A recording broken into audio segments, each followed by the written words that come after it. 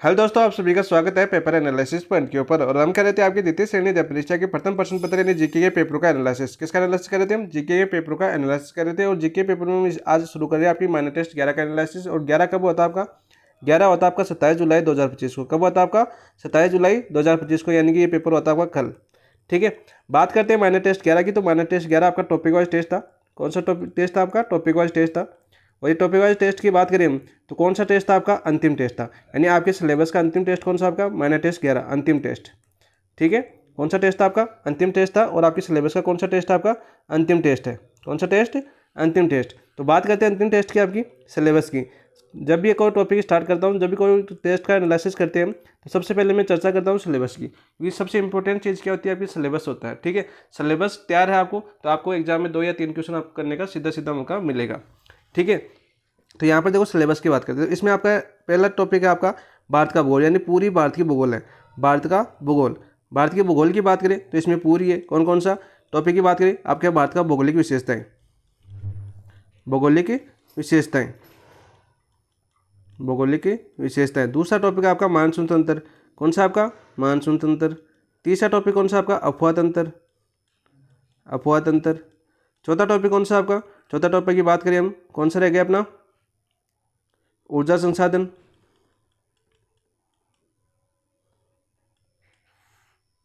और एक टॉपिक रह गया आपका वनस्पति। कौन सा रह गया आपका? वनस्पति। ये 5 टॉपिक थे आपके। तो 5 टॉपिक आपके भारतीय भूगोल के, और 500 टॉपिक का एक साथ आपका टेस्ट हुआ है। इन 500 टॉपिक की बात करें तो वैसे तो हम पहले कर चुके। पहले कहाँ कर चुके हम? पहले की बात करें तो देखो, मैंने नाथ पब्लिकेशन की बुक का एनालिसिस करवाया, भारतीय भूगोल, नाथ पब्लिकेशन बुक। इस बुक में भारत की जो भूगोल की जो MCQ थे वो सब कंप्लीट आपको करवा चुके हैं। तो हम कंप्लीट MCQ कर चुके हैं। और MCQ की बात करें तो यहाँ से एक भी क्वेश्चन यहाँ से बाहर नहीं पूछा गया है। ठीक है, प्रत्येक ऑप्शन की हम पहले व्याख्या कर चुके हैं। जिन दोस्तों ने देखी तो देख लेना और फिर बताना कि आपके माइनर टेस्ट 11 में कितने क्वेश्चन पड़े। क्योंकि मैं हमेशा टारगेट वही करता हूँ कि पहले कौन से एग्जाम, यदि एक तरह से देखें तो ये आपकी एग्जाम ही थी, मान लो कलाम की हो चाहे RPC हो, तो एक एग्जाम थी। इस एग्जाम में हमारे भारतीय भूगोल का हमने एनालिसिस किया, तो उसमें अपने किस हिसाब से क्वेश्चन आया और कितने क्वेश्चन हमने कवर किए। तो मैं बता देता हूँ, हमारे पूरे क्वेश्चन यहीं से आए हैं। ठीक है, जितनी व्याख्या की है पूरी। और आज मतलब क्या हुआ, आज क्यों बता रहा हूँ मैं? क्योंकि मैंने ये करवाया है, आज करा रहा हूँ। आज आपका पूरा रिवीजन दोबारा होगा, पूरा रिवीजन, ऐसी बात नहीं है। पूरा रिवीजन दोबारा करेंगे प्रत्येक ऑप्शन की व्याख्या के साथ, प्रत्येक ऑप्शन की व्याख्या करेंगे और प्रत्येक चीज़ को आसानी से समझेंगे, आराम से एग्जाम्पलों के माध्यम से, उदाहरणों के माध्यम से। ठीक है, मैप के माध्यम से आराम से हर चीज़ मैप के हिसाब से बताऊंगा। नदियों का जैसे डायग्राम बनाएंगे, नदियों की प्रत्येक नदी बताएंगे, कहाँ से उद्भूत होती है, कहाँ कौन से अरब सागर में गिरती है, खंबाती खड़े में गिरती है, कौन सी सहायक नदी है, दाएं तरफ की कौन सी है, बाएं तरफ की कौन सी है। हर चीज़, चाहे टाइम लग जाए कोई दिक्कत नहीं है, लेकिन हर चीज़ को आपको समझना है, क्योंकि कवर करने की कोशिश करेंगे। ज़्यादातर मैंने कवर करवा चुका हूँ, आप देख सकते हो। 1-1 घंटे का वीडियो, यानी 5 घंटे में आपकी पूरी भूगोल कवर हो चुकी है, वहाँ पर देखना चाहिए। तो बात करते हैं, देखो इसके अलावा आपका टॉपिक की बात कर रहे थे हम सबसे पहले। तो इसके अलावा फिर आपकी आता है आपका अर्थव्यवस्था का टॉपिक। अर्थव्यवस्था के में आपका इसके अंदर आएगा आपका उद्योग। कौन सा आएगा आपका?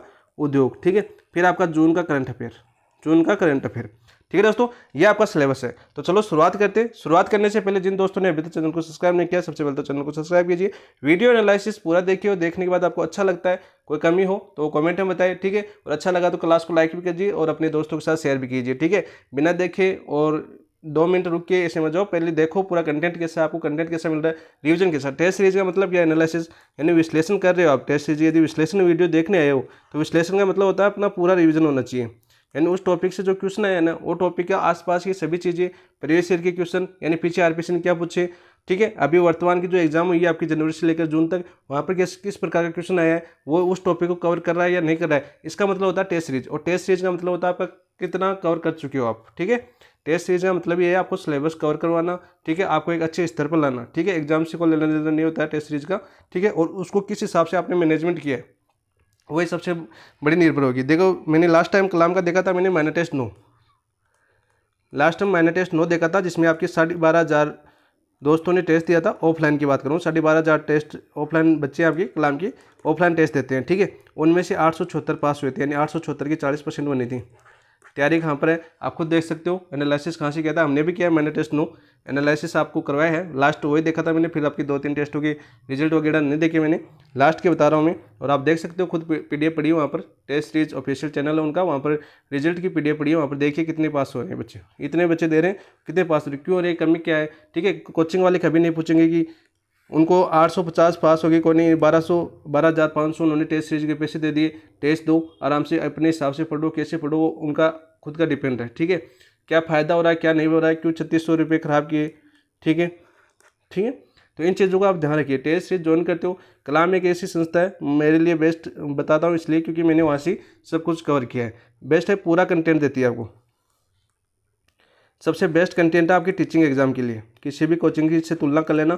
टीचिंग एग्जाम के लिए सबसे बेस्ट कंटेंट वर्तमान टाइम की बात करें तो कलाम से अच्छा किसी भी कोचिंग का नहीं है। ठीक है, बाकी देखो अपनी अपनी विचारधारा किस कोचिंग से आप करते हो वो आपकी इच्छा है ना।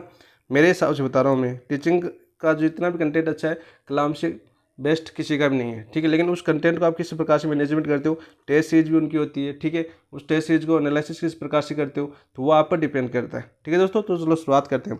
देखो माइनर टेस्ट क्या है और अंतिम टेस्ट है, तो आपने अब तक कितना रिवीजन किया है, हमने पूरे टेस्ट का रिवीजन करवाया प्रत्येक टॉपिक करवाने के लिए, प्रत्येक ऑप्शन की व्याख्या के साथ। ठीक है, प्रत्येक चीज़ को समझाते हुए प्रीवियस ईयर के क्वेश्चन, नवीनतम प्रीवियस ईयर के क्वेश्चन जो अभी आरपीएससी ने पूछे वो भी मैंने साथ साथ करवाए। ठीक है, और कलाम के प्रत्येक ऑप्शन की जो ऑप्शन दिए गए वो भी आपके प्रीवियस ईयर क्वेश्चन में पूछे गए ही ऑप्शन है। ठीक है, इसलिए पेपर टफ लगता है। कंप्लीट जितने भी आपके 100 क्वेश्चन आते हैं, 100 में जो 4 ऑप्शन आते हैं ना वो भी प्रीवियस ईयर के ही ऑप्शन आते हैं, इसलिए सबसे ज़्यादा महत्वपूर्ण है। प्रत्येक प्रत्येक बिंदु आपके लिए इंपॉर्टेंट है। टेस्ट सीरीज की प्रत्येक लाइन इंपॉर्टेंट है, प्रत्येक ऑप्शन इंपॉर्टेंट है और प्रत्येक का एनालिसिस करना होगा आपको, तभी जीके के अंदर अच्छी पकड़ बन पाएगी भाई।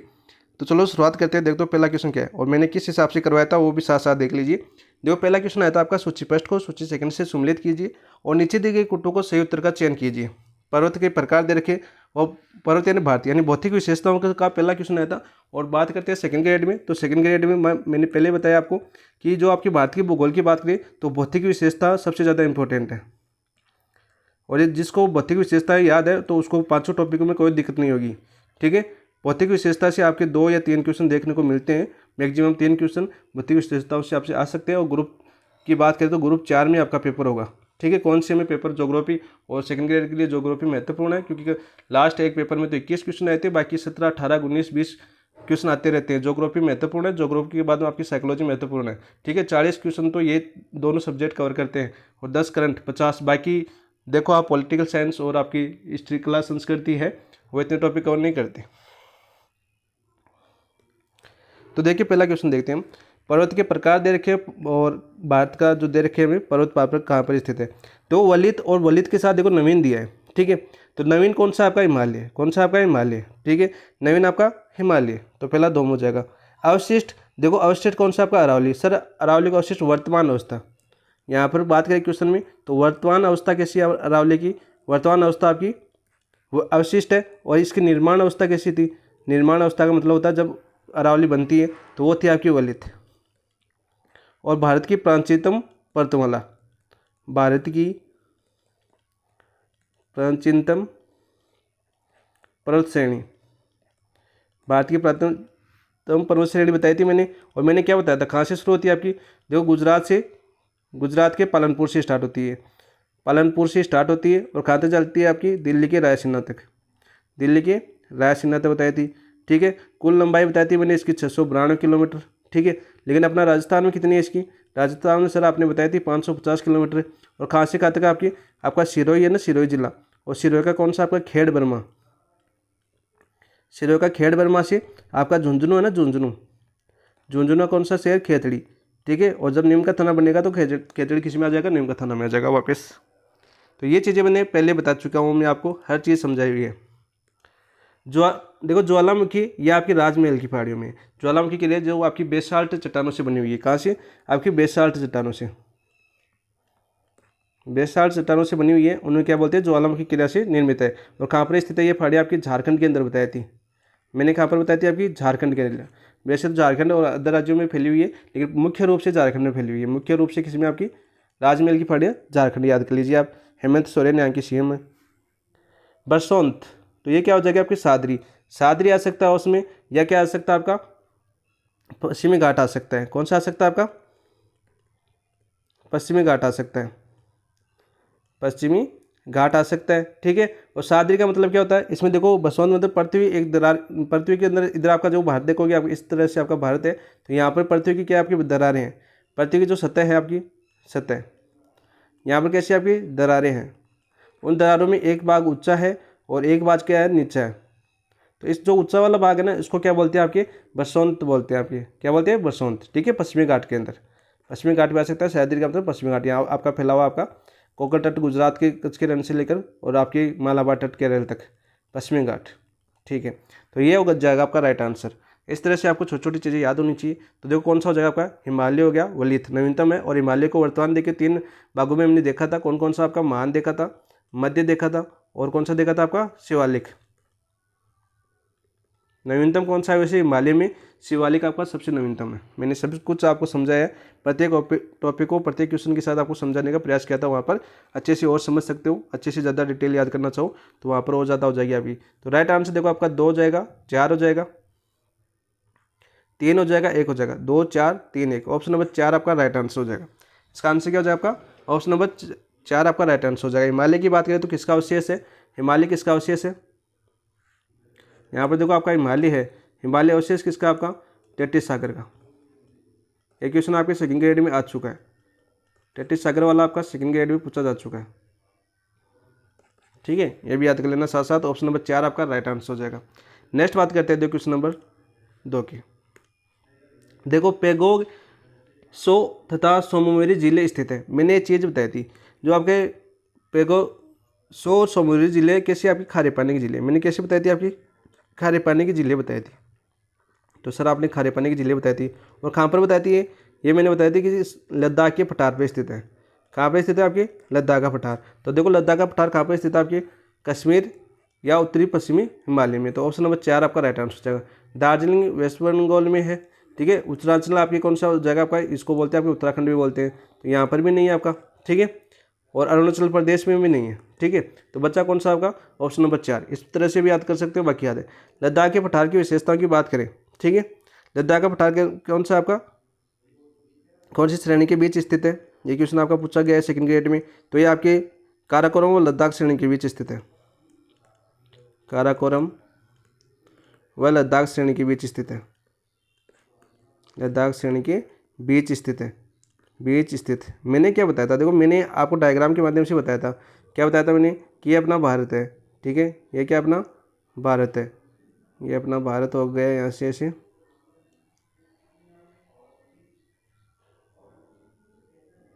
ऐसे अपना भारत था। मैंने बताया था यहाँ पर आपकी काराकोरम श्रेणी है, यहाँ पर आपकी लद्दाख श्रेणी है, और यहाँ पर आपकी जास्कर श्रेणी है। ठीक है, फिर कौन सी आ जाएगी, पीर पंजाल श्रेणी आ जाएगी, फिर कौन सी आ जाएगी, धौलाधर श्रेणी आ जाएगी। इस तरह से मैंने उत्तर से दक्षिण क्रम बताया था, बार बार एक क्रम पूछा जाता है। तो इन 2 श्रेणियों के बीच में है ना आपका कौन सा, लद्दाख का पठार है, जो भारत का सबसे ऊंचा पठार है। भारत का क्या आपका सबसे ऊंचा पठार है, जिसकी ऊंचाई 4800 मीटर है। भारत का सबसे ऊंचा पठार, ऊंचा पठार है, और जिसकी ऊंचाई कितनी है आपकी, 4800 मीटर। फिर से रिवाइज करा रहा हूँ हर चीज़, ताकि आपको रिवीजन हो सके। तो राइट आंसर क्या जगह, ऑप्शन नंबर 4। और ये कैसा आपका वस्त्र छाया क्षेत्र होता है, क्योंकि यहाँ पर कैसी जलवायु पाई जाती है आपकी, वेस्ट, क्योंकि आपकी दोनों तरफ पर्वत श्रेणी आ गई। क्या आ गई, दोनों तरफ पर्वत श्रेणी, ऊपर तो काराकोरम आ गई, नीचे लद्दाख आ गए। ठीक है, यहाँ इधर वाली वर्षा इधर हो जाती है, इधर से वर्षा आती है तो इधर हो जाती है, लेकिन बीच में क्या हो जाता है आपका, वस्त्र छाया क्षेत्र हो जाता है। ठीक है, यानी वर्षा नहीं होती है, वस्त्र छाया क्षेत्र पाया जाता है यहाँ पर। और किसका उदाहरण है, ये आपके ठंडे मरुस्थल का उदाहरण है, ठंडे मरुस्थल। लो हर चीज़ बता रहा हूँ पॉइंट वाइज, जितनी भी इंपॉर्टेंट चीज़ें बनती है हर चीज़ देखो आप। ठीक है, तो राइट आंसर हो जाएगा ऑप्शन नंबर 4। नेक्स्ट देखो क्वेश्चन नंबर 3 देखते हैं। ये देखो मैंने किस हिसाब से बताया था ये आपको, निम्नलिखित में से कौन से भूभाग दक्षिण मध्य उच्च भूमि से संबंधित है। तो मैंने क्या बताया था कि भारत को 3 भागों में बांटा था हमने, उच्च मध्य उच्च उत्तर आ गया, फिर आपका मध्य आ गया, फिर आपका दक्षिण भारत आ गया। ठीक है, तो यहाँ पर देखो सबसे पहले देखो बुंदेलखंड उच्च भूमि, यानी जो आपका बुंदेलखंड का पठार है वो कहाँ पर स्थित है सबसे पहले। ये सर मैंने क्या बताया था आपको, मैंने बताया था कि एमपी और यूपी में फैला हुआ है। ठीक है, एमपी यूपी में फैला है, जो आपकी कैसे में आगे उत्तर भाग में, कौन सी में आपके उत्तर भाग में। ठीक है, तो ये पहला कैंसिल हो जाएगा ए। तो देखो ए वाला ऑप्शन कैंसिल करो। दूसरा देखो हमें दे रखा है विंध्य गार भूमि। तो विंध्य गार भूमि आपके नीचे तरफ फैली हुई आपकी सतपुड़ा हो गया, विंध्याचल जो आपकी श्रेणी है आपकी कौन सी, विंध्याचल श्रेणी वगैरह आ गई। तो ये आपका दक्षिण भारत का भाग है। रुहेलखंड पूछा है यहाँ पर, रुहेलखंड आपके उत्तरी गंगा के मैदान में फैला हुआ है। जो उत्तरी गंगा का मैदान है उसको बोला जाता है, क्या बोला जाता है, रुहेलखंड का उदाहरण और मुख्य रूप से राज्य पूछे तो कौन से राज्य में आपकी यूपी के अंदर है, तो ये भी आपकी दक्षिण भारत का हिस्सा नहीं है। नर्मदा घाटी हमने क्या पढ़ी थी कि नर्मदा आपकी जो आपकी सतपुड़ा पर्वत है, कौन सा आपका सतपुड़ा पर्वत पढ़ा था, और सतपुड़ा पर्वत श्रेणी ही इनका एक श्रेणी, सतपुड़ा पर्वत की एक मैकाल श्रेणी थी, कौन सी आपकी मैकाल श्रेणी, और मैकाल श्रेणी से आपकी नर्मदा नदी निकलती है, यानी दक्षिण भारत का हिस्सा है, कौन सी आपकी दक्षिण भारत का। ठीक है, नर्मदा घाटी पढ़ी थी ना हमने, जवाहर नदमुख बनाती है आपकी नर्मदा घाटी, पता है ना आपको, ताप्ती और जवाहर नदमुख के एग्जाम्पल देके मैंने बताया था नर्मदा नदी का। और मैकाल श्रेणी के कौन सी आपके अमरकंटक की पहाड़ी से आपकी नर्मदा नदी निकलती है, ये भी याद कर लेना। ठीक है, नर्मदा और सोन दोनों यहाँ से निकलती है, सोन तो गंगा में मिल जाती है और नर्मदा आके खंबाती खाड़ी में गिरती है, एक दूसरे के विपरीत बहती है। और किसका उदाहरण है ये दोनों, देखो यहाँ पर ये चीज़ मैंने और बताई थी कि नर्मदा और ताप्ती है ना, नर्मदा और ताप्ती मैंने बताया था कि आपके अरीय प्रतिरूप का उदाहरण है, किसका, आपका अरीय प्रतिरूप का उदाहरण। तो ये आपका एग्जाम में पूछा गया सेकंड ग्रेड के अंदर, सेकंड ग्रेड के एग्जाम में पूछा गया क्वेश्चन से। तो यहाँ पर कौन सा जगह देखो आपका सी भी काटो तो सी इसमें कट जाएगा, सी इसमें कट जाएगा, तो बच्चा कौन सा, ऑप्शन नंबर 2 आपका राइट आंसर हो जाएगा। नेक्स्ट बात करते हैं क्वेश्चन नंबर 4 की।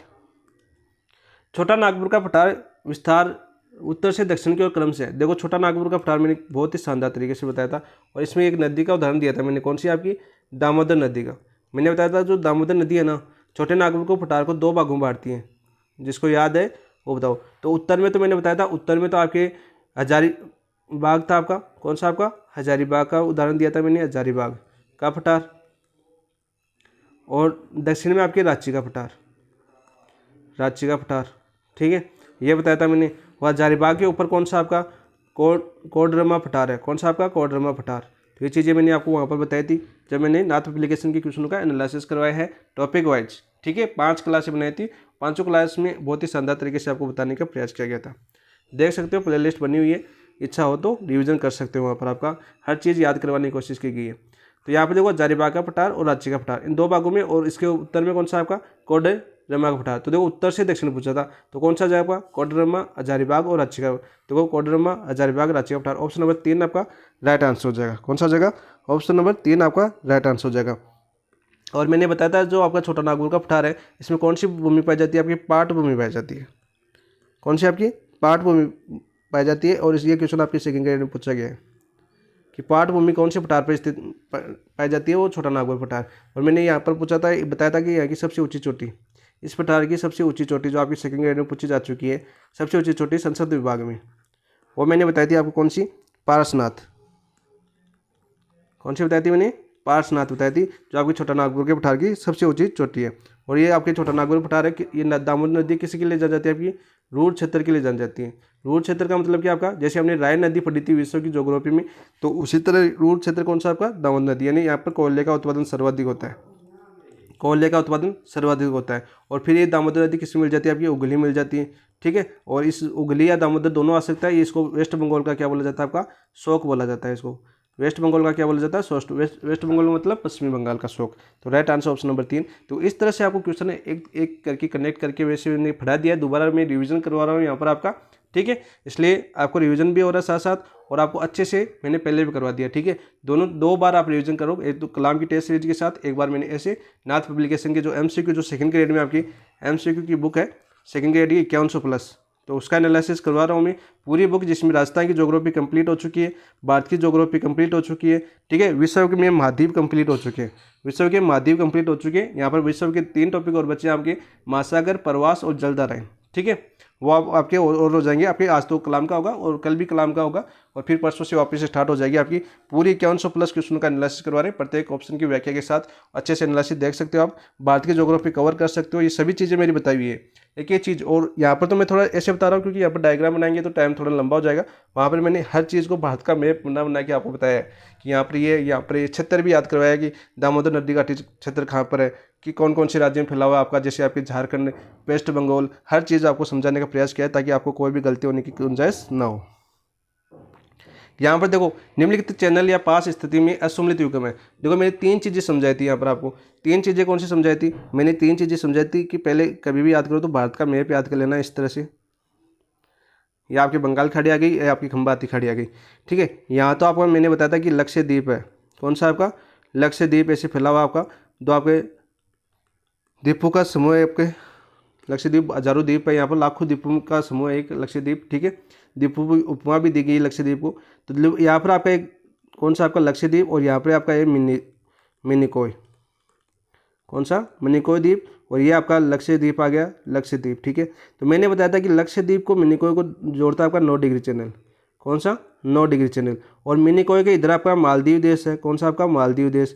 तो मैंने बताया था कि मिनिकॉय और मालदीव को कौन पता करता है आपका 8 डिग्री चैनल, 8 डिग्री चैनल, ठीक है। इनके मध्य 8 डिग्री चैनल है और 9 डिग्री आपके मिनिकॉय और लक्षद्वीप के बीच है। 2 क्वेश्चन याद हो गया अपने। फिर मैंने ये बताया था चीज़, यहाँ पर आपका इस तरह से आपका जाता है, ये आपका बांग्लादेश आ गया, और इधर फिर आपका ये आपका म्यांमार आ जाएगा, कौन आ जाएगा म्यांमार, कौन सा जगह आपका म्यांमार आ जाएगा। इस म्यांमार का मैंने बताया था एक कोको द्वीप है, कौन सा आपका कोको द्वीप बताया था मैंने, ठीक है सर। आपने कोको द्वीप तो बताया था म्यांमार का। और भारत का बताया था यहाँ पर लैंडफॉल द्वीप, कौन सा लैंडफॉल द्वीप मैंने भारत का बताया था, कौन सा लैंडफॉल द्वीप। देखो फिर से याद कर लो वापिस, मैंने बताया था कि लैंडफॉल द्वीप है कौन का आपका भारत का। और इस कोको द्वीप और लैंडफॉल द्वीप को कौन सा चैनल पता करता है आपका, कोको चैनल करता है, कौन सा करता है आपका कोको चैनल करता है, ठीक है। ये बता दिया सर। और ये कौन सा देश है, म्यांमार। कोको द्वीप किस देश का है आपका, म्यांमार का। यहाँ पर याद कर लेना, थोड़ा सा इधर कर लेता हूँ ताकि आपको स्पष्ट दिखे। ये कोको द्वीप किस देश का आपका, म्यांमार, जो आपका बर्मा 1935 में भारत से अलग हुआ था। 1935 का अधिनियम आपके सिलेबस में ये लाइन में हमेशा बोलता हूँ ना। फिर मैंने यहाँ पर बताया था कि यहाँ पर आपका उत्तरी अंडमान, नॉर्थ अंडमान। फिर मैंने बताया था यहाँ पर कौन सा जगह, इसके नीचे आपका मध्य अंडमान, ठीक है। और उत्तरी अंडमान की मैंने एक चोटी बताई थी यहाँ पर आपकी सैडल पीक, और जिसकी ऊंचाई बताई थी मैंने 938, जो आपकी अंडमान निकोबार की सबसे ऊंची चोटी भी यही है, ठीक है। अंडमान निकोबार की सबसे ऊंची चोटी कौन सी आपकी, सैडल पीक। पहले मैंने बताया था आपका यहाँ पर कौन सा आपका सर, आपने बताया था दक्षिणी अंडमान, साउथ अंडमान। और मैंने यहाँ पर एक नाम बताया था कि आपके अंडमान निकोबार की राजधानी आपकी जो पोर्ट ब्लेयर, और वर्तमान में इसका नाम चेंज हो चुका है, क्या, श्री विजयपुरम, विजयपुरम। ये सब चीज़ें आपको बताई हुई है। वर्तमान में राजधानी का नाम क्या है आपके अंडमान निकोबार का, श्री विजयपुरम, ये बताया था, ठीक है। जो आपके मैंने क्या बताया आपका साउथ अंडमान, ठीक है। तो फिर मैंने बताया आपको, देखो यहाँ पर एक द्वीप आया था आपका, कौन सा आपका लिटिल अंडमान, कौन सा लिटिल अंडमान।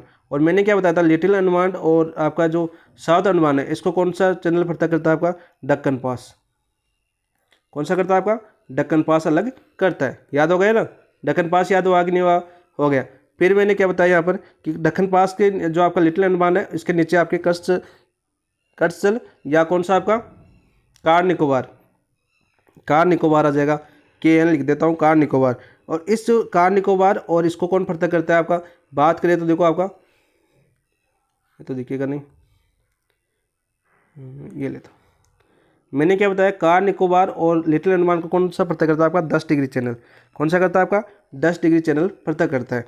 फिर मैंने बताया यहाँ पर इसके नीचे आपका ये द्वीप, यहाँ पर कौन सा था आपका लिटिल निकोबार, और लिटिल निकोबार के नीचे मैंने एक चीज़ और बताई थी आपको, कौन सा आपकी ग्रेट निकोबार, यहाँ पर बताया मैंने ग्रेट निकोबार, ठीक है। और ग्रेट निकोबार की मैंने ऊंची माउंट दुलियार, सबसे ऊंची चोटी कौन सी आपकी, माउंट दुलियार, ठीक है। कौन सी, माउंट दुलियार, जो आपकी ग्रेट निकोबार में स्थित है। और फिर ग्रेट निकोबार और इधर आपका कौन सा था आपका सुमात्रा द्वीप, और इस सुमात्रा द्वीप को कौन सा चैनल पता करता है आपका, ग्रेट चैनल, कौन सा चैनल पता करता है आपका, ग्रेट। ये देखिए, ये आपके चैनल्स है जो मैंने सभी बताए गए, आपके सभी पूछे जा चुके हैं वैसे सेकंड ग्रेड में, और मैंने सभी बता दिए। आप देखो अपना क्वेश्चन करते हैं, ये अपने ऑप्शन देख लो, सीधी सी बात आपकी। 10 डिग्री चैनल लिटिल अंडमान को कार निकोबार से, ये देखो 10 डिग्री चैनल बताया मैंने। Coco channel Little Nicobar Great Nicobar नहीं, कोको द्वीप और आपके कौन से आपके लैंडफॉल द्वीप को अलग करता है कोको चैनल। जो आपके म्यांमार का कोको द्वीप है, इधर देखो आपका कोको द्वीप, ठीक है। और आपका लैंडफॉल द्वीप को अलग कौन सा करता है, कोको चैनल। तो असुमलित कौन सा जगह, ऑप्शन नंबर 2 8 डिग्री मैंने बता दिया। 8 डिग्री देखो कौन सा आपकी मालदीव को मिनिकॉय से अलग करता है, बिल्कुल राइट। और दक्कन पास देखो दक्षिणी अंडमान से लिटिल अंडमान को पता करता है, यह आपका हो गया देखो दक्कन पास आपका। तो यहाँ पर देखो सभी आपके यही है आपके चैनल, जो आसपास के सभी चैनल मैंने आपको बता दिए। तो राइट आंसर कौन सा हो गया, असुमलित, ऑप्शन नंबर 2 आपका असुमलित हो गया, ठीक है दोस्तों। नेक्स्ट बात करते हैं, जो क्वेश्चन नंबर कौन सा हो जाएगा आपका, नेक्स्ट क्वेश्चन नंबर 6 की बात करते हैं। देखो 6 देखते हैं, क्वेश्चन नंबर 6 क्या है आपका, वर्तमान में पूरी तट पर स्थित सर्वाधिक तटीय सीमा बनाने वाला भारतीय राज्य कौन सा है, तो ये बताते हैं हम। और कौन से पूछा आपका, पूरी तट पर पूछा है, यानी पश्चिमी तट पर नहीं पूछा, पूरी तट पर पूछा है। तो देखो आंध्र प्रदेश है, तमिलनाडु है, पश्चिम बंगाल है या उड़ीसा है। तो सबसे पहले तो आपको तटीय सीमा याद होनी चाहिए, नवीनतम तटीय सीमा आपको याद होनी चाहिए। नवीनतम तटीय सीमा जो अभी ये भारतीय सरकार ने जारी की है, कब जारी की थी आपकी 29 अप्रैल 2025 को। मैंने टेलीग्राम पर भी डाला था कि ये क्वेश्चन आपके सेकंड ग्रेड में पूछा जा सकता है, क्योंकि सेकंड ग्रेड में पुरानी जो तटीय सीमा थी वो पूछी जा चुकी है, इसलिए नवीनतम तटीय सीमा पूछी जा चुकी है। ये आपके जो आपके 29 अप्रैल को आया था, 30 अप्रैल का टेलीग्राम पर पोस्ट देख सकते हो। 30 अप्रैल 2025 को टेलीग्राम पर पोस्ट उसी समय डाल दिया था मैंने कि क्वेश्चन सेकंड ग्रेड के लिए इंपॉर्टेंट बन सकता है, वो पूछा जा सकता है। तो वर्तमान आप तटीय सीमा कितनी है, तो तटीय सीमा आपकी 11,098.81 किलोमीटर है। और इसमें सर्वाधिक इसकी आपकी सर्वाधिक माने यदि आपकी यूटी की माने तो आपका है AN द्वीप। AN द्वीप है आपका यूटी है, और सर्वाधिक हिस्से की आपकी 3,083.50 किलोमीटर है ना तटीय सीमा। और बात करते हैं फिर राज्य की बात करें तो सर्वाधिक राज्य कौन सा था आपका गुजरात।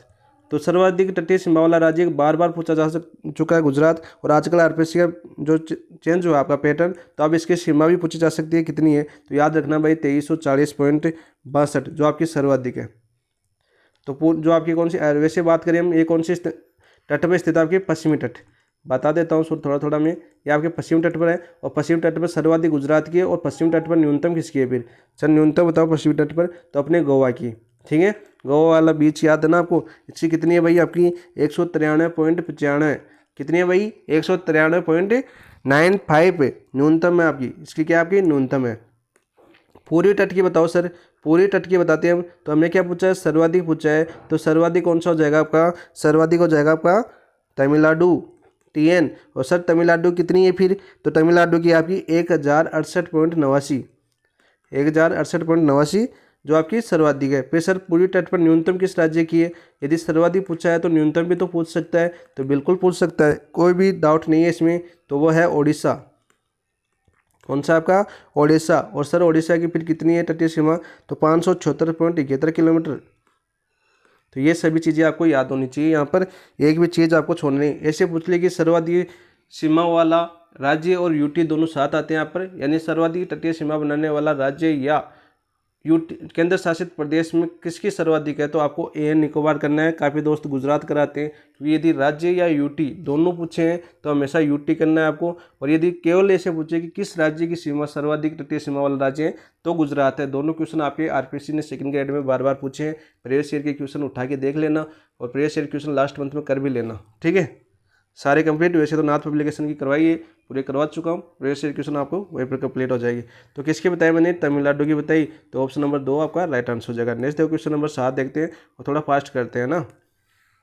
निम्नलिखित में से स्थलाकृतिक भूदृश्य में असुमिलित युग्म है। असुमिलित युग्म छाटना है में, तो पहला दे रखा है हमें तराई। अनियमित जल प्रवाह के कारण निर्मित दलदली क्षेत्र, बिल्कुल राइट। अनियमित जो जल प्रवाह होता है के कारण जो भूमि होती है वो कैसे हो जाती है आपकी, दलदली हो जाती है, उसको क्या बोलते हैं, तराई प्रदेश बोलते हैं। भूड़, भूड़ बांगर प्रदेश के शुष्क भागों में छोटे छोटे टीले, जैसे हमने आपकी जो पश्चिमी राजस्थान में जो अर्धशुष्क प्रदेश को बांटा था, तो बांगर प्रदेश किसको बोला था हमने, जो शेखावटी अंतः प्रवाही प्रदेश है ना, उसको बोला था हमने बांगर प्रदेश, जो यहाँ पर छोटे छोटे टीले पाए जाते हैं। ठीक है, बालू का स्तूप जैसे, तो राइट भूड़ उसको बोलते हैं बांगर प्रदेश में। तो ये भी आपका बिल्कुल राइट है। चार देखो कोई जो भौगोलिक परिदृश्य का नाम नहीं है स्पेशल। और अपर्दन निर्मित खंडयुक्त प्रदेश को क्या बोलते हैं, जो आपकी उत्खात स्थलाकृति के लिए जानी जाती है, उत्खात स्थलाकृति की स्थलाकृति के लिए जाना जाता है, उसको क्या बोलते हैं, बीड़ बोलते हैं। और चंबल बेसिन आपको याद है ना, बीड़ सर्वाधिक किस क्षेत्र में, आप धौलपुर से लेकर कहाँ तक पाई जाती है आपकी, धौलपुर सवाईमाधोपुर। ठीक है, यहाँ पर बूंदी सर्वाधिक भीड़ वाले क्षेत्र, तो ये मैंने बताया थे। भीड़ उसको बोलते हैं आपके अपर्दन, यानी नदी के अपर्दन कारण। आपकी चंबल नदी सर्वाधिक जान जाती है आपकी अपर्दन के लिए। यदि राजस्थान का एग्जांपल लेकर इसको समझें तो असुमिलित कौन सा हो जाएगा आपका, ऑप्शन नंबर 2 बील आपका जवारी जल में डूबने वाली निम्न भूमि, बिल्कुल राइट। जवारी मतलब समझते हो आप, अरे इससे मान लो ये आपका देखो ये भारत है, ठीक है, ठीक है, यहाँ पर क्योंकि जवारी ऊर्जा सर्वाधिक यहाँ पर है, सर्वाधिक संभावना कहाँ पर आपकी गुजरात यानी खंबाती खाड़ी में। खंबाती खाड़ी क्यों है, क्योंकि इधर से समुद्र की तरंगें आती हैं, मैंने आपको समझा यहाँ पर। और ये जब तरंगे स्पीड में होती है ना, उसको बोलते हैं, यहाँ पर ये भूमि है ना, यहाँ की भूमि तरंगे ऊपर आती है, इस भूमि को क्या कहते हैं, पानी का जहर रहता है, उसको बोलते हैं बिल। ठीक है, और मैंने ये बताया था जवारी ऊर्जा का जो उत्पन्न करने की जो पहला कारखाना है वो केरल में स्थापित हुआ है, केरल में स्थापित। यह भी मैंने बता दिया। ऊर्जा संसाधन का यदि टॉपिक पढ़ रहा है आपके ऑप्शन में, ऊर्जा संसाधन क्लास देख लेना, पूरे कवर करवा दिए गए क्वेश्चन। तो जवारी ऊर्जा का सबसे पहला कारखाना केरल में स्थापित किया गया है, तो याद कर सकते हो। जवारी लगभग को ये नहीं पता कि जवारी जल किसको बोलते हैं, समुद्री तरंगों को बोलते हैं। ठीक है, याद कर लेना। ऑप्शन नंबर 3 आपका सुन ले तो जाएगा। 8 देखो, निम्नलिखित में कौन सी पहाड़ियाँ पूर्वी घाट में अवस्थित नहीं है? पूर्वी घाट में अवस्थित नहीं है, यानी पूर्वी तट पर स्थित नहीं है। तो यहाँ पर देखो, यहाँ पर देखते हैं हम, देखो आपका अरमाकोंडा है। अरमाकोंडा मैंने बताया तो जो आपकी कहाँ पर स्थित है? आंध्र प्रदेश में स्थित है। कहाँ पर स्थित है? आपकी आंध्र प्रदेश में स्थित है। और मैंने क्या बताया था वहाँ पर कि पूर्वी घाट की सबसे ऊंची चोटी, पूर्वी घाट की सबसे ऊंची चोटी कौन सी है? आपकी अरमाकोंडा, सबसे ऊंची चोटी। ऐसे क्वेश्चन पहले पूछे जाते थे कि सबसे ऊंची चोटी कौन सी है। ठीक है, आप पूछ सकता है कि चोटियाँ दे सकता है पूर्वी घाट की, पश्चिमी घाट की, उत्तरी भारत की, दक्षिणी भारत की, और उनमें पूछा कि कौन सा सुम्मिलित है, तो सभी याद होनी चाहिए भाई। और इसकी ऊंचाई कितनी बताई थी सर आपने? तो उसकी ऊंचाई बताई थी मैंने 1680 मीटर। ठीक है, कितनी बताई थी? 1680 मीटर। तो ये तो आपका पूरी घाट में आ गई। सिरुमलाई कहाँ पर? आपकी तमिलनाडु के अंदर है। ठीक है, गढ़जाट कहाँ पर? आपके उड़ीसा। मैंने क्या बताया था? उड़ीसा की चोटी। और ये गढ़जाट बार बार आपकी सेकंड ग्रेड में पूछी गई है, याद रखना। तो बच्ची कौन सी? आपकी सालेर बच्ची। तो सालेर आपकी पूरी घाट की नहीं है, किसकी? आपकी महाराष्ट्र में पड़ती है। आपकी कहाँ पर पड़ती है? महाराष्ट्र में स्थित है ये आपकी, और आपकी पश्चिमी घाट का हिस्सा है। तो राइट आंसर कौन सा हो जाएगा? अवस्थित नहीं है पूछे तो ऑप्शन नंबर 4 आपका राइट आंसर हो जाएगा। नेक्स्ट देखो क्वेश्चन नंबर बात करते हैं 9 की। यहाँ पर देखो, भारत के पूर्वी तटवर्ती मैदानों की चौड़ाई पश्चिमी तटवर्ती मैदानों से अधिक है। बिल्कुल राइट, क्योंकि यहाँ पर पूरी जो आपका देखो ये भारत है अपना, ये गुजरात हो गया, इस तरह से अपना भारत है भाई, ये अपने बंगाल की खड़ी हो गई। ठीक है, तो यहाँ पर मैं क्या पूछा? देखो, पूर्वी तटवर्ती मैदान की चौड़ाई पश्चिमी तटवर्ती मैदान से अधिक। बिल्कुल, क्योंकि यहाँ पर नदियाँ क्या बनाती हैं? डेल्टा बनाती हैं। ठीक है, और यहाँ पर कैसा है? का सीधा सपाट है, पर ऐसे कट्टा फटासा है। जो आपका पश्चिमी घाट है ऐसे कट्टा फटासा है, चाहे मलाबार तट देख लो यहाँ पर, चाहे इधर कोरोमंडल तट वगैरह है यहाँ पर। तो यहाँ पर देखो कट्टा फटासा है, यानी ये तो बिल्कुल राइट है।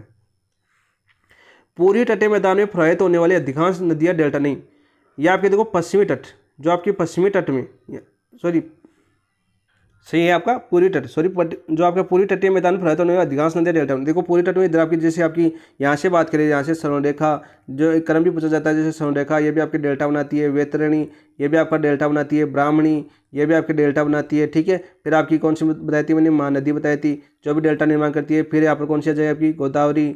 ठीक है, गोदावरी बताई थी। फिर सर आपने कृष्णा बताई थी, इधर कृष्णा।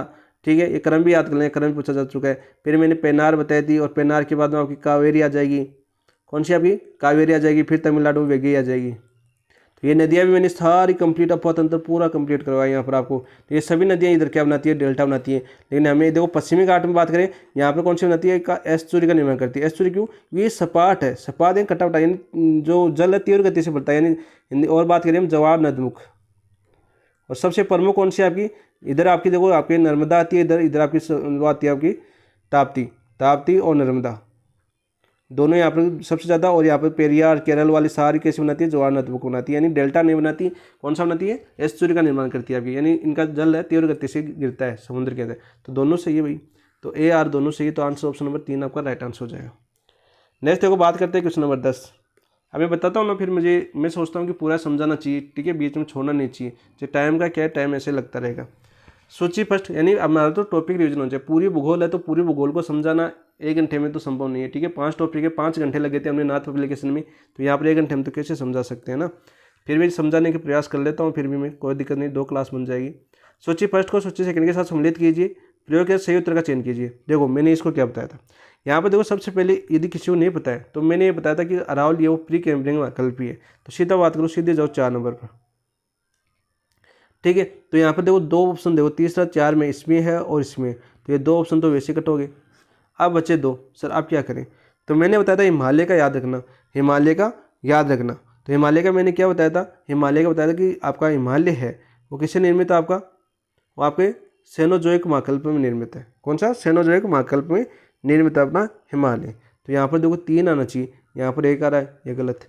तो 2 चीज़ें तो आप याद कर ही सकते हो। ठीक है, बाकी आपको याद है कि नहीं है? तो हिमालय और अरावली दोनों याद करना, और बार बार पूछे गए दोनों। बाकी देखो आपका पूछिए दक्कन ट्रेप, तो आपका क्रिटेशियन कल्प है, यानी आपका जो आपकी ये आपका प्री इससे बाद का।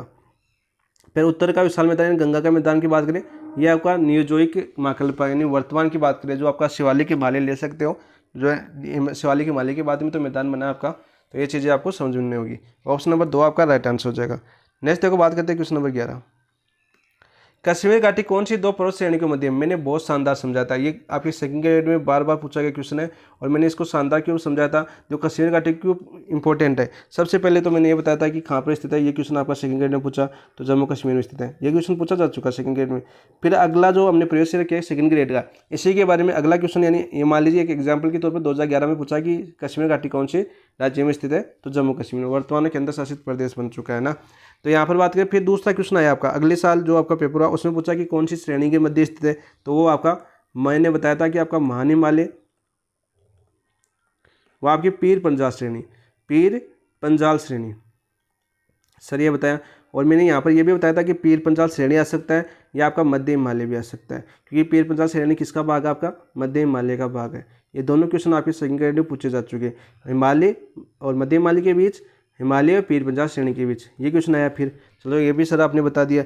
फिर मैंने ये तीसरा क्वेश्चन आपके सेकंड ग्रेड में पूछा गया कि यहाँ पर किसकी कृषि होती है, तो कृषि से पूछा गया था आपका केसर व जाफरान, केसर व जाफरान कृषि के लिए जानी जाती है आपकी कौन सी, कश्मीर घाटी। ये क्वेश्चन आपके सेकंड ग्रेड में पूछा गया। फिर आरपीएससी ने और अपडेट किया तो एक क्वेश्चन और पूछा, उठा के कि किसके लिए प्रसिद्ध है ये कश्मीर घाटी, ये क्वेश्चन पूछा। तो ये पूछा था आपका करेवा या निक्षेप के लिए, करेवा निक्षेप या हिमोट के लिए जानी जाती है, किसके लिए जानी जाती है, करेवा निक्षेप या हिमोट के लिए, यानी वर्तमान क्वेश्चन आपका ये पूछा गया था। और इसके बाद अभी आपका जो आपका एग्जाम हुआ एग्रीकल्चर ऑफिसर यानी जगह, उसमें पूछा गया कोट पूछा गया, उस कोट में ये 4 ऑप्शन थे, ठीक है। देखो 4 क्वेश्चन आपको करवा दिए प्रीवियस ईयर क्वेश्चन 4 टाइप से, इसी एक पर। तो हमने क्या पूछा, कौन से 2 प्रीवियस श्रेणी में, इस प्रकार से आपको कनेक्ट करने पड़ेंगे, प्रीवियस ईयर क्वेश्चन साथ साथ देखने होंगे। तो यहाँ पर राइट आंसर क्या हो जाए आपका, मान हिमालय यानी वर्ध हिमालय बोल सकते हैं मान हिमालय को, तो यहाँ के उपनाम है इसमें, तो मान हिमालय और पीर पंजाल, तो ऑप्शन नंबर 2 आपका राइट आंसर हो जाएगा। 11 का आंसर क्या हो जाएगा, ऑप्शन नंबर 2। नेक्स्ट देखो बात करते हैं क्वेश्चन नंबर 12 की। निम्नलिखित में से कथनों पर विचार कीजिए। चलो विचार करते हैं भाई कौन सा सही है आपका।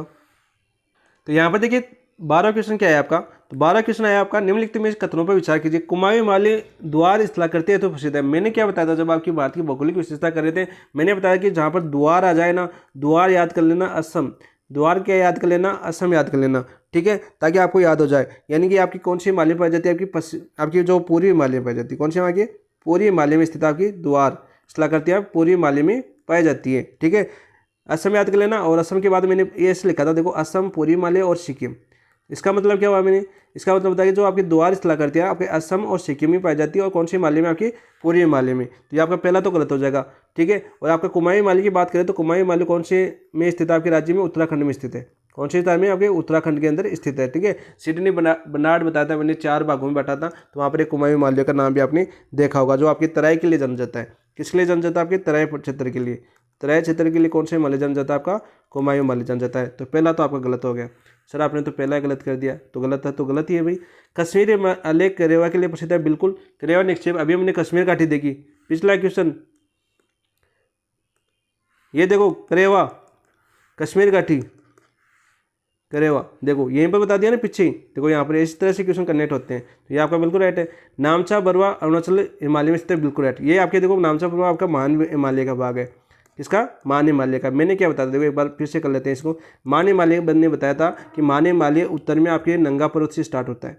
कहाँ से, आपके नंगा पर्वत जो आपकी लद्दाख में स्थित है, लद्दाख मान सकते हैं। नंगा पर्वत लद्दाख से स्टार्ट होते हैं, वैसे आपके नंगा पर्वत स्टार्ट करते तो पीओके के अंदर चला चुका है ये भाग। तो नंगा पर्वत से स्टार्ट होता है और कहाँ तक चलता है, आपके नामचा पर्वत तक चलता है।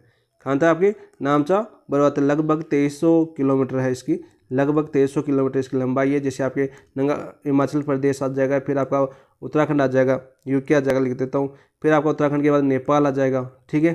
फिर अपना सिक्किम आ जाएगा, ठीक है, सिक्किम में फैला हुआ है। फिर भूटान में फैला हुआ है। फिर आपका अरुणाचल प्रदेश आ जाएगा, और फिर नामचा बरुआ ऊपर चीन आ जाएगा, और फिर आपके इसके बाद में म्यांमार आ जाएगा। यानी नामचा बरुआ तक आपका मान हिमालय फैला हुआ है। ये पूरा क्रम याद करवाया मैंने, ये क्रम पूरा आपको याद करवाया कौन सा है, इनके बीच में कौन सा दरा, जैसे मैंने यहाँ पर शिपकला दरा बताया था, ठीक है, सिक्किम का दरा, नाथुला दरा बताया था। ऐसे दरे भी मैंने पूरी साथ साथ याद करवाए थे।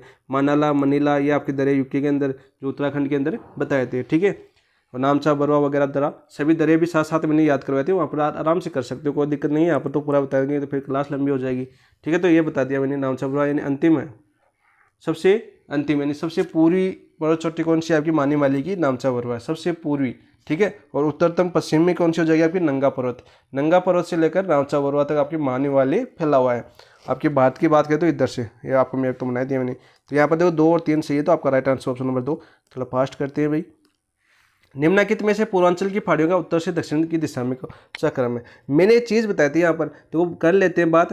तो मैंने क्या बताया था, मैंने शिवालिक हिमालय याद करवाया था आपको कि शिवालिक हिमालय मैंने बताया था कि जो शिवालिक हिमालय जो नवीनतम हिमालय आपका, ये कैसे रूप में पाया जाता है, आपकी खंडित रूप में पाया जाता है। कौन से में आपके खंडित में है सर, आपने खंडित बताया था, बिल्कुल राइट बताया था आपने। और मैंने बताया था कि इसकी कुछ श्रेणियाँ हैं जो अलग अलग नामों से जानी जाती है, जैसे नेपाल में अलग नाम से जानी जाती है, आपके जम्मू कश्मीर में अलग जैसे नाम से जानी जाती है, ठीक है, आपके अरुणाचल प्रदेश में अलग। तो मैंने अरुणाचल प्रदेश से बताई थी, मैंने अरुणाचल प्रदेश में मैंने बताया था कि इसकी जो पर्वत श्रेणियाँ शिवालिक हिमालय की, अरुणाचल प्रदेश में एक क्रम पूछा गया था आपका पश्चिम से पूर्व, ठीक है। पश्चिम से पूर्व क्या पूछा गया था आपका, एक क्रम पूछा गया था जिसमें मैंने बताई थी कि पश्चिम में आपकी दाफला आएगी, ठीक है, फिर आपकी मीरी आएगी, मीरी, फिर कौन सी आएगी आपकी अबोर आएगी, और फिर कौन सी आएगी आपकी मिसमी आएगी। ये आपका क्रम मैंने बताया वहाँ पर कि ये आपका क्वेश्चन आपका सेकंड ग्रेड में पूछा गया है पश्चिम से पूर्व, ठीक है। आप देखो फिर मैंने एक मैप बनाया वहीं पर आपकी कि मैं आपको पूर्वांचल की पहाड़ियाँ भी आपको याद करवाता हूँ। ये अपना इधर आपका पूर्वांचल था, मैंने इस तरह से आपका मैप था, चलो बना लिया जैसा भी बना है। यहाँ पर मैंने एक पहाड़ी बताई थी अरुणाचल प्रदेश में, उस पहाड़ी का क्या नाम था बताओ, उस पहाड़ी का नाम बताया था मैंने पुटकोयबुन। क्या बताया था मैंने, पुटकोयबुन, पुटकोयबुन बताया था, ठीक है। जो आपके मैंने बताया था कि आपकी अरुणाचल प्रदेश, नागालैंड और आपके म्यांमार में फैली हुई है। किस में फैली हुई है आपकी, अरुणाचल प्रदेश, नागालैंड और म्यांमार में फैली हुई है।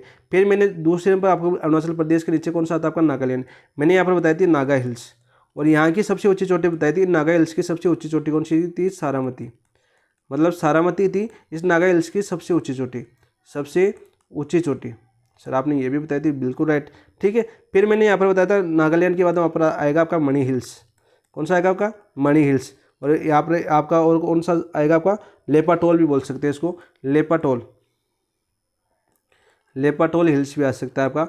और यहाँ पर मैंने एक झील बताई थी कौन सी आपकी, लोकटक झील की, लोकटक झील। और आपका जो तैरता हुआ राष्ट्रीय उद्यान है काबुल लामजाओ, ये भी इन पर्वत श्रेणियों के बीच में है, इन 2 पर्वत श्रेणियों के बीच में तैरता हुआ राष्ट्रीय उद्यान, ये बताया था। फिर यहाँ पर एक चीज़ बताई थी नीचे आपके मिजोरम, कौन सा आपकी मिजोरम। थोड़ा सा मैप छोटा है, कोई दिक्कत नहीं, अब याद करवाना है तो पूरे करवा देता हूँ, ठीक है।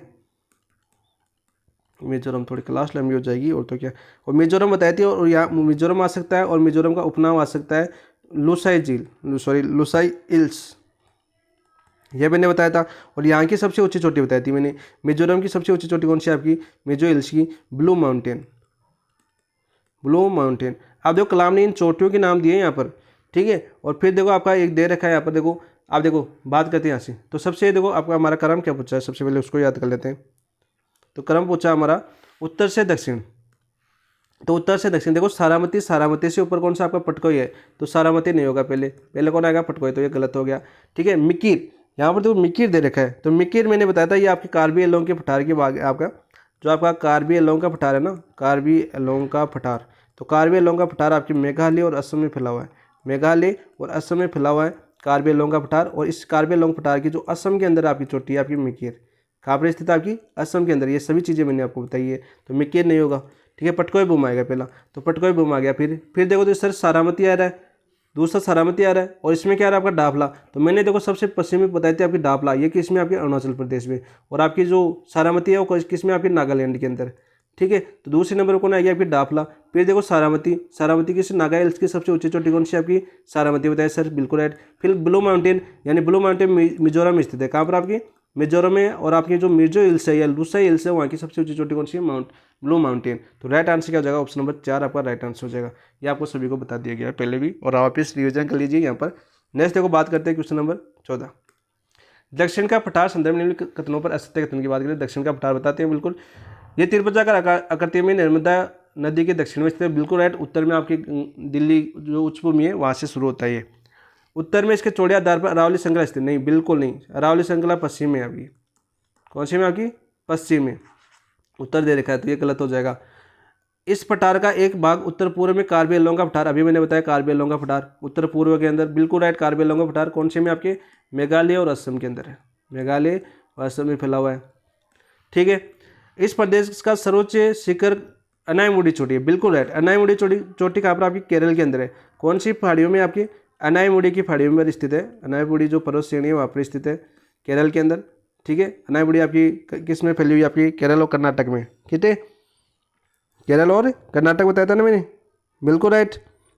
केरल और कर्नाटक नहीं बताया मैंने, केरल और तमिलनाडु बताया था, ठीक है। याद कर लेना, वापस बोल मत जाना। तो यहाँ पर बताई थी, और इसकी ऊंचाई बताई थी मैंने कितनी, 2695 मीटर। कितनी थी आपकी, 2695 मीटर मैंने बताई थी, ठीक है। और इसे क्या बोला जाता है आपके, दक्षिण भारत की छत भी बोला जाता है। यानी दक्षिण भारत की सबसे ऊंची चोटी कौन सी आपकी, यही है, दक्षिण भारत की छत भी बोला जाता है इसको। सभी करवा दिए, लेकिन मैं सोचा रिवीजन वापस करवा देता हूँ। तो राइट आंसर कौन सा हो जाएगा, ऑप्शन नंबर 2। नेक्स्ट है क्वेश्चन नंबर 15। आज तो क्वेश्चन मुझे लगता है कम ही होंगे। भारत में दक्षिण पश्चिम मानसून में अंतर्वाह के समय पश्चिमी घाट के पवना मुख्य भागों में वर्षा की मात्रा प्राप्त होती है। तो देखो आपके ये मैंने बताया था, ये आपका भारत है। मैंने जब मानसून तंत्र करवाया था आपको, तब मैंने बताया था ये कौन सा आपका पश्चिमी घाट है। कोंकण तट से स्टार होकर मालाबार तट तक ये आता है आपका, ठीक है। ये पश्चिमी घाट है। इधर से आती है आपकी अरब सागर की शाखा, वो इस क्षेत्र में क्या करती है, आपकी घनघोर वर्षा करती है, ठीक है। यहाँ सदाबहार वन पाई जाती है, यहाँ पर उष्णकटिबंधीय सदाबहार वन पाए जाते हैं आपके पश्चिमी घाट पर। पश्चिमी घाट पर वन कैसे पाए जाते हैं, उष्णकटिबंधीय, यहाँ पर वर्षा करती है वो भी कितनी, 250 सेंटीमीटर से अधिक। और इसके पीछे वाला भाग है ये आपका वष्टी छाया क्षेत्र है, वष्टी छाया क्षेत्र। कोपेन का वर्गीकरण याद हो तो यहाँ पर कौन सी आएगी आपकी, BSSW, यानी स्टेपी जलवायु पाई जाती है। कौन सी आपकी, स्टेपी जलवायु। सभी क्वेश्चन आपको पढ़ाए हुए हैं, वापस रिवीजन कर लीजिए। ऑप्शन नंबर 2 आपका राइट आंसर हो जाएगा। नेक्स्ट बात करते हैं क्वेश्चन नंबर 16। पश्चिमी विक्षोभों के संदर्भ में असत्य कथन। पश्चिमी विक्षोभ बहुत ही इंपॉर्टेंट है, राजस्थान के एग्जाम में बार बार पूछा जाता है आपके। कौन सा कथन असत्य है, पश्चिमी विक्षोभ मतलब भूमध्य सागर से आती है ना, कौन से में, भूमध्य सागर में आती है, उठकर आती है आपकी कैश्मीर सागर से आर्द्रता रैंक करती है, और अफगानिस्तान पाकिस्तान से होते हुए आपकी राजस्थान पंजाब हरियाणा में वर्षा करती है, ठीक है। इसे स्थानीय भाषा में मावठ के नाम से जाना जाता है। तो ये देखो भूमध्य सागर से उत्पन्न होती है, बिल्कुल राइट। नमी की मात्रा कैश्मीर सागर और फारसी खाड़ी से वृद्धि होती है, बिल्कुल राइट, ठीक है। ये बात में कभी भी अधिविष्ट अवस्था में नहीं पूछते हैं भाई, ये आपका नहीं पूछते, गलत हो जाएगा। जैसे आपके भारत पंजाब हरियाणा और राजस्थान याद बात करें हम, देखो पंजाब हरियाणा और राजस्थान में अच्छी वर्षा करती है, पूछते हैं पूरी तरह से। और अभी आपस ने और अपना राजस्थान तो लिखा है नहीं, राजस्थान, ठीक है, यहाँ पर वर्षा करती है, गलत हो जाएगा। इन विक्षोभों को भारत में लाने में जेट स्ट्रीम की भूमिका, देखो पश्चिमी जेट स्ट्रीम, ये भी आपका क्वेश्चन पूछा जा चुका है, ये भी सही है, ये पूछा जा चुका है। अब नवीनतम एक क्वेश्चन पूछा जा चुका है, कौन सी महीनों में होती है। तो महीने की बात आई तो देखो महीने में 3 लिख देता हूँ, आपकी दिसंबर आ सकता है एग्जाम के अंदर, दिसंबर जनवरी और फरवरी। तो एक एग्जाम में पूछा गया आपके दिसंबर जनवरी, एक एग्जाम पूछा गया जनवरी फरवरी, तीनों महीने आप याद कर लेना, ठीक है। 2 बार 2 क्वेश्चन आ चुके हैं आपके महीनों के, कि मावठ कौन से, और स्थानीय भाषा में किस नाम से जाना जाता है, इसको मावठ के नाम से जाना जाता है, ठीक है। और किस फसल के लिए सर्वाधिक उपयोगी होती है, गेहूँ सरसों के लिए, गेहूँ सरसों चना। क्वेश्चन देखने को मिला होगा आपने, बार बार ये क्वेश्चन देखने को मिला होगा आपको, कन्फर्म। तो राइट आंसर क्या हो जाएगा, ऑप्शन नंबर 3 आपका असत्य कथन हो जाएगा। कौन सा हो जाएगा आपका, ऑप्शन नंबर 3 असत्य कथन हो जाएगा। नेक्स्ट देखो बात करते हैं क्वेश्चन नंबर 17। निम्नलिखित युग्मों में कौन सा सही चुन। कोपेन का वर्गीकरण मैंने अच्छे से याद करवाया था आपको, कोपेन का याद होना चाहिए और याद ही होना चाहिए। देखो मैंने बताया था, ये अपना बात बन जाएगा क्या,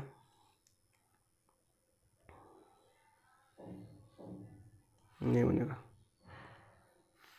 बात मानने की कोशिश कर रहा हूँ भाई। देखो जैसा भी अपने समझ में आना चाहिए भाई। ये अपना भारत है इधर से, और इधर ही आपका पूरी बात आ गया, ठीक है। ये बात तो ज़्यादा बना गया मैंने, आज मैप नहीं है ना दोस्तों, मैप रखता हूँ मैं, आज मैप नहीं है ना अपने पास, मैंने लिया नहीं मैप, साथ ले लेना चाहिए था मुझे, आसानी से समझा देता मैं इसको।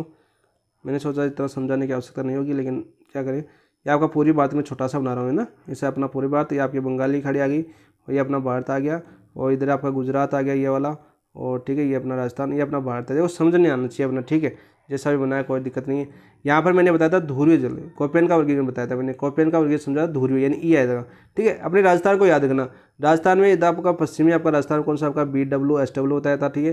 फिर BSSW आया था आपका, BSSW ये मैंने बताया था, हरियाणा तक फैला हुआ आपका। फिर मैंने यहाँ पर आपका एक चीज़ बताई थी आपकी, सबसे बड़ा कौन सा था आपका, CWG, कौन सा था आपका, थोड़ा सा इधर आपकी जो पश्चिम बंगाल था आएगा, CWG आएगा, कौन सा CWG। यहाँ पर देखो DFC आएगा, कौन सा DFC, ठीक है। अरुणाचल प्रदेश वगैरह में, इधर आपके नेपाल वगैरह, इधर अरुणाचल प्रदेश, यहाँ पर CWG सबसे बड़ा तो यही आपका CWG भारत के। फिर यहाँ पर देखो, यहाँ पर आपका ये मालाबार तट आ गया, यहाँ पर कौन सा आ गया आपका कोरोमंडल तट। यहाँ पर मैंने बताया था AMW, कौन सा AMW, बार बार एग्जाम पूछा गया है। कौन से तट पर आपके, मालाबार तट पर, सर ये भी बताया था आपने। इधर मैंने बताया था AS, जो कौन सा तट आपका, कोरोमंडल तट पर। और ये आपका वस्ट छाया क्षेत्र है, वस्ट छाया क्षेत्र था, तो यहाँ पर कौन सा आएगा आपका, BSSW आएगा।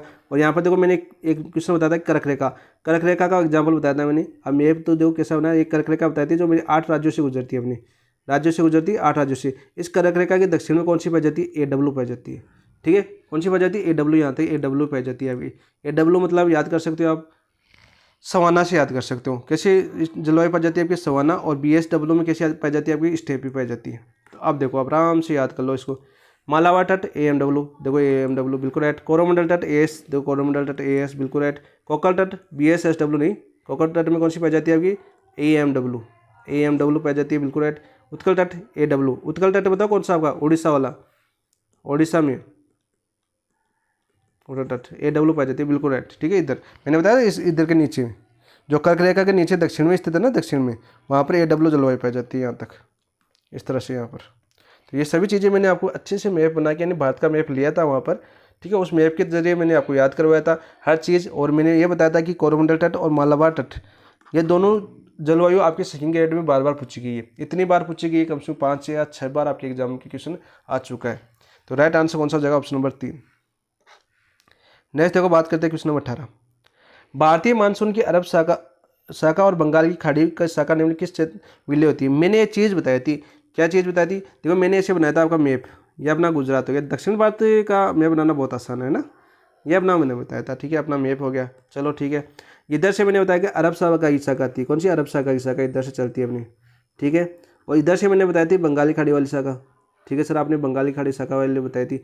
इधर अपना मैंने बताया था हिमालय, कौन सा बताया था मैंने, हिमालय बताया था वहाँ पर। तो डायग्राम बनाया ये बाकायदा, मैंने डायग्राम से ये पूरा याद करवाया आपको पूरा। फिर मैंने बताया कि ये आपकी जो आपकी है बंगाल की खाड़ी शाखा, ये आपके हिमालय से टकराती है, यहाँ पर हिमालय से टकराती है। यहाँ पर आपका मानसी राम वगैरह पढ़ा था हमने, चेरापूंजी वगैरह, गारो खासी पर्वत श्रेणी वहाँ पर पढ़ा था हमने। गारो खासी जयंतियाँ का क्रम पूछा गया आपके सेकेंड में, वहाँ से टकराती हुई ये आपकी ऐसे चलती है आपकी, ठीक है। और यहाँ तक आती है आपकी, और ये आपकी अरावली इधर आपकी राजस्थान के अंदर अरावली के समांतर जाती है, कौन सी आपकी अरब शाखा, और यहाँ पर मिलती है दोनों, कौन सी आपकी, यहाँ पर शिवालिक हिमालय के पास, यहाँ पर दोनों आपकी दोनों धाराएं मिल जाती है। इसको क्या बोलते हैं, आपकी पंजाब आ सकता है, और यहाँ पर हिमालय से लगा हुआ क्षेत्र यानी शिवालिक हिमालय आएगा आपका ऑप्शन। आपका जो शिवालिक ऑप्शन पूछा गया आपकी सेकंड ग्रेड में, वो शिवालिक हिमालय दिया हुआ था और पंजाब दिया था। तो राइट आंसर 18 क्या हो जाएगा, ऑप्शन नंबर 1। ये सभी चीज़ें मैंने बताई हुई है भैया आपको, सभी मैंने कलाम जो आपके नाथ के एनालिसिस करवाया, question bank topic wise question analysis करवाया प्रीवियस ईयर के, उनमें सभी चीज़ें मैप के थ्रू आपको समझाई गई थी। नेक्स्ट देखो, बात करते हैं क्वेश्चन नंबर 19, और थोड़ा फास्ट करते हैं, कम से कम 50 तो करें आज, वरना तो कल और बड़ी हो जाएगी फिर। राजस्थान की जलवायु मोटे तौर पर, ये क्वेश्चन आपके नाथ एप्लीकेशन का पहला क्वेश्चन था, ठीक है। पहला क्वेश्चन जब टॉपिक स्टार्ट करते हैं मानसून तंत्र की क्लास स्टार्ट करते हैं, तो मानसून तंत्र का पहला क्वेश्चन कौन सा था आपका, ये था। और मैंने बताया था सीधा क्वेश्चन ये पूछा जाएगा, उष्ण कटिबंधीय मानसून, ऑप्शन नंबर 3 आपका राइट आंसर हो जाएगा। नेक्स्ट देखो, बात करते हैं 20, निम्नलिखित में से किसमें भारत में मानसून उत्पत्ति का विचार दिया। तो मानसून उत्पत्ति का विचार किसने दिया था, जिसने मानसून शब्द दिया था। मानसून जो मौसम के नाम से बना था आपका मानसून, जो आपका अरब भाषा का शब्द है, मानसून है वो अरबी भाषा का शब्द है। और अरबी के भूगोलवेता कौन थे आपके, अल मसूदी, जो अरब के केस क्या थे आपके, भूगोलवेता, अरब के भूगोलवेता थे। अरब मसूदी आपने देखा होगा, आपका जैसे गुजर प्रत्यार वंश पढ़ते हैं तो आपके महिपाल के समय आते हैं आपके अल मसूदी, लगभग 9वीं शताब्दी के अंदर, ठीक है, एग्जाम्पल के तौर पर। तो यहाँ पर राइट आंसर क्या हो जाएगा आपका, ऑप्शन नंबर 2। एक मार्च 10 वाला आपके सेकंड ग्रेड में पूछा गया है कि मार्च 10 का कथन पूछा गया है कि मार्च 10 ने क्या किया, भारत एक ऐसा उपमहाद्वीप है, भारत एक ऐसा उपमहाद्वीप है जहाँ सभी प्रकार की जलवायु पाई जाती है, सभी प्रकार की जलवायु पाई जाती है, यानी इसके लिए बहुत नसीब वाली हम प्रकार की जलवायु पाई जाती है, ठीक है। मेंटेनेंस अच्छा नहीं है अपनी भारत का, क्योंकि गवर्नमेंट इस पर काम नहीं करती। जैसा अपना भारत दिखता है ना, वैसा भारत है नहीं। थोड़ा सा सुधार, और खुद जनता को भी सुधार करें ना, आजकल खुद के कामों में ज़्यादा लगी हुई है, सोशल वर्क से दूर है। और सही भी है, जहाँ तक आजकल सब अपना देखते हैं तो क्यों, ठीक है ना, लोग क्यों करेंगे किसी के लिए। तो ऑप्शन नंबर 2 आपका राइट आंसर हो जाएगा। 21 देखो आपका, निम्नलिखित में से किस परिस्थिति के कारण लानिना घटना प्रकट। देखो मैंने लानिना और अल नीनो दोनों बताई थी। लानिना को क्या बताया था मैंने, अल नीनो की छोटी बहन, अल नीनो की छोटी बहन बताया था मैंने। और अल नीनो बताया था छोटी बहन। और मैंने अल नीनो के उपनाम आपके जो पूछे गए सेकंड ग्रेड में, जैसे क्राय शिशु, ठीक है, क्राय शिशु, क्राय से शिशु, यीशु का शिशु, यीशु का, ये से उपनाम आपके पूछे गए हैं। तो मैंने दोनों चीज़ें बताई थी, मैंने दोनों चीज़ें क्या, यदि अल नीनो होता है तो भारतीय मानसून क्या होता है, कमज़ोर होता है। मानसून क्या होता है आपका, कमज़ोर होता है। इसमें अल नीनो का जो प्रभाव होता है। और पेरू तट जो आपका दक्षिणी अमेरिका में फटा था, कल महाद्वीप फटा था, वहाँ का एक पेरू तट है जहाँ से आपकी अमेजन नदी निकलती है। वहाँ पर मानसून क्या होता है आपका, मजबूत होता है और समय पर आता है और भारत में देर से आता है। और जब ला नीनो एक्टिव होता है आपका, ला नीलो, ठीक है, ला नीना जो आपकी अल नीनो की छोटी बहन है ला नीना, ठीक है। तो ये एक्टिव होता है तो ये आपके भारत का मानसून कैसा होता है आपका, मजबूत होता है, मैंने बताया था मजबूत। और पेरू तट पर क्या होता है आपका, कमजोर होता है। तो हमारे भारत के लिए सबसे उपयोग कौन सा आपका, अल, ठीक है। तो राइट आंसर देखो क्या हो जाएगा आपका, मध्य और पूर्वी प्रशांत महासागर के ऊपर हवा का दबाव कम होता है। पश्चिमी प्रशांत क्षेत्र में कमजोर उच्च दाब प्रणाली द्वारा दाब स्थिति स्थान नहीं। मध्य और पूर्वी प्रशांत में असामान्य रूप से ठंडे जल का जमाव जिसकी परिणति काफी तेज व्यापारी पवनों के रूप में हो। प्रशांत महासागर के उत्तर ऊपर व्यापारी पवनों का पश्चिम पूर्व की ओर अपेक्षाकृत तेज गति से बहना। तो 21 में राइट आंसर क्या हो जाएगा आपका, ऑप्शन नंबर 3 आपका राइट आंसर होगा, ठीक है। क्योंकि मध्य और पूर्वी प्रशांत क्षेत्र में असामान्य रूप से ठंडे जल का जमाव जिसकी परिणति काफी तेज व्यापारी पवनों के रूप में होती है। तो ऑप्शन नंबर 4 क्या हो जाएगा, सॉरी क्वेश्चन नंबर 21 का आंसर क्या हो जाएगा, ऑप्शन नंबर 3 आपका राइट आंसर हो जाएगा। नेक्स्ट बात करते हैं क्वेश्चन नंबर 22। अल नीनो के आने से भारतीय मानसून कमजोर पड़ता है, बिल्कुल राइट, अभी बताया मैंने, कमजोर पड़ता है। अंतर शोषण अभिसरण क्षेत्र किस का भारतीय मानसून को का प्रमुख कारण है, ठीक है। तो ये भी सही है आपका, अंतर शोषण अभिसरण है भारतीय मानसून का प्रमुख कारण है, लेकिन एक ही सही व्याख्या नहीं कर रहा है, ये एक ही सही व्याख्या नहीं कर रहा है। तो ए आर दोनों सही है, किंतु आर एक ही सही स्पष्टीकरण नहीं कर रहा, क्योंकि अंतर्शोषण अभिसरण अलग विशेषता है और अल नीनो की जो भारतीय मानसून कमजोर पड़ता है ये आपका प्रभाव कारक के अंदर आता है। तो ये आपकी अलग चीज़ें हैं, तो दोनों आपकी अलग अलग चीज़ें हैं। तो ये आपकी यहाँ पर आंसर क्या हो जाएगा, ऑप्शन नंबर 2 आपका राइट आंसर हो जाएगा। नेक्स्ट बात करते हैं जो क्वेश्चन नंबर 23। यहाँ पर देखो सही युग्म के चयन कीजिए, यानी सही का चुना है। मैंने आमर वर्षा बताई थी तमिलनाडु तट नहीं, मैंने क्या बताया था, जो आम के लिए जनजाति है, मैंने आमर वर्षा बताया था कि विभिन्न राज्यों में विभिन्न नाम से जनजाति है। तो वो वर्षा आपकी सिंगल रेड में बार बार पूछी जाती है। मैंने बताया था आमर वर्षा आपकी कर्नाटक और केरल, कर्नाटक आ सकता है या केरल आ सकता है, जहाँ पर अमर वर्षा यानी आम की खेती के लिए सर्वाधिक उपयोगी होती है वो वर्षा, इसलिए उसको अमर वर्षा। यानी ये किसके लिए आपकी, सबसे पहले देखो मानसून जो परिमानसून है ना, परिमानसून है ना, इस परिमानसून की बात करते हैं, जब मानसून से पहले वर्षा होती है ना उनके उपनाम है ये, ठीक है, परिमानसून। तो ये केरल और कर्नाटक में, यानी ये गलत हो जाएगा। बारदोली छिड़ा, मैंने आपको याद करवाया था कि जो आपके सरदार पटेल का बारदोली आंदोलन है ना, वो याद मत कर लेना। बारदोली आपका वो होता गुजरात के अंदर, और बारदोली छिड़ा है वो कहाँ पर, आपके पूर्व के अंदर, असम के अंदर। इस तरह से मैंने आपको याद करवाया था वहाँ पर, यदि आपको याद है, आपने क्लास देखी है तो आप अच्छे से इसको कर सकते हैं। असम में है और असम में इसको चाप वर्षा भी बोलते हैं, क्या बोलते हैं, चाप वर्षा। तीसरा क्वेश्चन है आपका, ऑप्शन है आपका नॉर्वेस्टर, आपके पश्चिम बंगाल असम, बिल्कुल राइट है। आपका नॉर्वेस्टर आ सकता है या आपकी कौन सा आ सकता है, आपका काल वैसाखी। यदि काल वैसाखी ऑप्शन में आए और फिर पूछे तो सबसे इंपॉर्टेंट तो पश्चिम बंगाल याद करना, पश्चिम बंगाल में बोला जाता है काल वैसाखी। तो राइट आंसर सही युग्म पूछा था ऑप्शन नंबर 3। ब्लॉसम वर्षा आंध्र प्रदेश में नहीं है, ब्लॉसम वर्षा यानी चेरी ब्लॉसम की बात कर रहा है ये आपका, चेरी ब्लॉसम की बात करें तो चेरी ब्लॉसम आप कर्नाटक याद करना, कौन सा आपका, कर्नाटक आपको याद करना, कर्नाटक के अंदर है। तो राइट आंसर क्या हो जाएगा आपका, ऑप्शन नंबर 3 आपका राइट आंसर हो जाएगा, जो बिल्कुल सही युग्म है। नेक्स्ट है क्वेश्चन नंबर 24 की बात करता हूँ मैं। एक ही अक्षांश पर स्थित होते हुए भी मसूरी, देहरादून, अंबाला के ग्रीष्मकालीन औसत तापमान में काफ़ी भिन्नता है गोचर होती है, क्यों। देखो ये आपका पर्वतीय क्षेत्र ऊंचा है, अंबाला हरियाणा के अंदर है, नीचा है आपके धरती पर, मसूरी भी है। तो यहाँ पर देखो समुद्र तल से ऊंचाई हो सकता है इसका, देखो किसी ऑप्शन में क्या, चॉइस में ऑप्शन नंबर 1 आपका राइट। नेक्स्ट देखो बात करते हैं क्वेश्चन नंबर 25 की। तो यहाँ पर देखो मानसून, भारतीय मानसून के संदर्भ में खतरों पर असत्य कथन का चयन करना है हमें, ठीक है भाई। पहचान करते हैं असत्य कथन कौन सा आपका, दक्षिणी पश्चिम मानसून से प्राप्त वर्षा होती है, बिल्कुल राइट। भारत में सर्वाधिक वर्षा होती है वो दक्षिण पश्चिम मानसून से ही होती है, ठीक है, बिल्कुल राइट। मानसून वर्षा मुख्यतः स्थलाकृति में परिचालित होती है, बिल्कुल राइट, ये भी बिल्कुल सही है, स्थलाकृति में बिल्कुल प्रचालित होती है। वर्षा की कुल मात्रा एवं वर्षा की परिवर्तनशीलता विपरीत संबंध होता है, बिल्कुल राइट। वर्षा की कुल मात्रा और वर्षा की जो परिवर्तनशीलता है विपरीत संबंध होता है, बिल्कुल राइट। यानी वर्षा की कुल मात्रा अधिक होती है, परिवर्तनशीलता कहाँ पर पाई जाती है, जहाँ वर्षा कम होती है, ठीक है। जैसे आपका पश्चिमी रेगिस्तान की बात करें, यहाँ पर जैसे जैसलमेर आपका पूछा जाता है कि सर्वाधिक वर्षा की परिवर्तनशीलता किस जिले में पाई जाती है, तो आपकी जैसलमेर। और वैसे भारत की बात करें तो वशिष्ठ क्षेत्र बात करें तो कौन सा आपका, जैसे पश्चिमी घाट का पूर्वी ढाल की बात कर सकते हैं ना, कि वहाँ पर वृष्टि छाया क्षेत्र पाया जाता है। तो पश्चिमी घाट के पश्चिमी ढालों में वर्षा की परिवर्तनशीलता अधिक पाई जाती नहीं, देखो पश्चिमी ढाल दे रखा है, पश्चिमी ढालों में तो वर्षा बहुत ज़्यादा होती है, ठीक है। परिवर्तनशीलता कहाँ पाई जाती है, जहाँ वर्षा कम होती है, वर्षा कम होती है। और वर्षा कम कहाँ पर होती है आपकी, जो आपकी पश्चिमी ढाल के पूर्वी भाग पर, पश्चिमी घाट के पूर्वी ढाल पर। अरे मैंने आपको अभी बताया था, ये अपना गुजरात है, ये आपका पूर्वी ढाल है, ठीक है। ये आपका है पश्चिमी घाट, और इधर आपका मालाबार तट, यहाँ पर तो घनघोर वर्षा करता है ये, लेकिन इधर वाला क्षेत्र है ये आपको कैसा हो जाता है, आपका वृष्टि छाया क्षेत्र है। कौन सा वृष्टि छाया, जहाँ पर BSW जलवायु पाई जाती है, स्टेबल जलवायु पाई जाती है, शुष्क जलवायु पाई जाती है। तो इन चीज़ों को क्या बोलते हैं, यहाँ पर अधिकतम परिवर्तनशीलता पाई जाती है। जैसे अपना जैसलमेर का एग्जाम्पल भी आप याद कर सकते हो।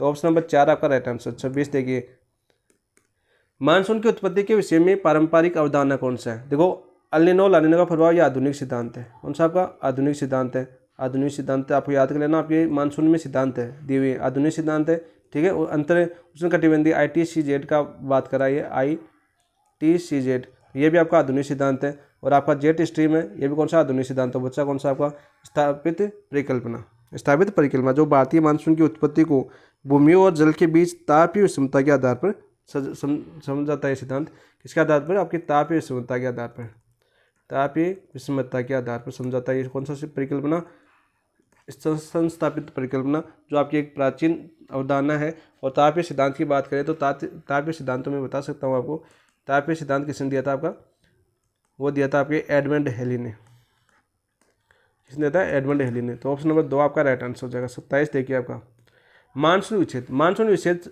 पढ़ने से पहले आपको सत्य आपको यह पता होना चाहिए मानसून विच्छेद क्या होता है। मानसून विच्छेद क्या होता है, देखो वर्षा हो रही है, आपकी वर्षा हो रही है, और वर्षा होते होते अचानक रुक गई, अचानक रुक गई। तो इस रुक गई ना, इस रुक जाना क्या बोलते हैं, मानसून का विच्छेदन, ठीक है। तो यहाँ पर देखो आप आराम से कर सकते हो, यदि इसका अर्थ मालूम है तो इस क्वेश्चन में कोई दिक्कत नहीं होगी, ठीक है। तो यहाँ पर क्या हो जाएगा, देखो आपका पूरी तट मानसून विच्छेद तब होता है जब आर्द्र पवने तट के समांतर, देखो पूरी तट पर तो होती नहीं है जब समांतर हो, ठीक है। यहाँ तो सिर्फ लौटता हुआ मानसूनी वर्षा करता है पूरी तट पर। पूरी तट की बात करें तो आपका कोरोमंडल तट से याद कर लो आप, कोरोमंडल तट। यहाँ पर कैसी जलवायु पाई जाती है, आपकी AS जलवायु। पश्चिमी तट पर मानसून विच्छेद तब होता है पौने लंबत होती है तो वर्षा होती नहीं। पश्चिमी तट पर मानसून विच्छेदन तब होता है जब समांतर होती है। क्या होती है आपकी, पौने समांतर होती है। यानी आपका जो यहाँ पर देखो एग्जाम्पल की बात करें हम, तो यहाँ पर ये पश्चिमी घाट है, यहाँ पर समांतर होगी तो पौने ऐसे निकल जाएगी, ठीक है। यानी इधर वर्षा नहीं होगी, इस तरह से निकल जाएगी, और इस तरह से होगी तो यहाँ पर वर्षा होगी लंबत। तो ये तो आपका सवाल है। पूर्वी तट पर मानसून विच्छेद तब होता है जब आर्द्र पौने लंबत हो, नहीं।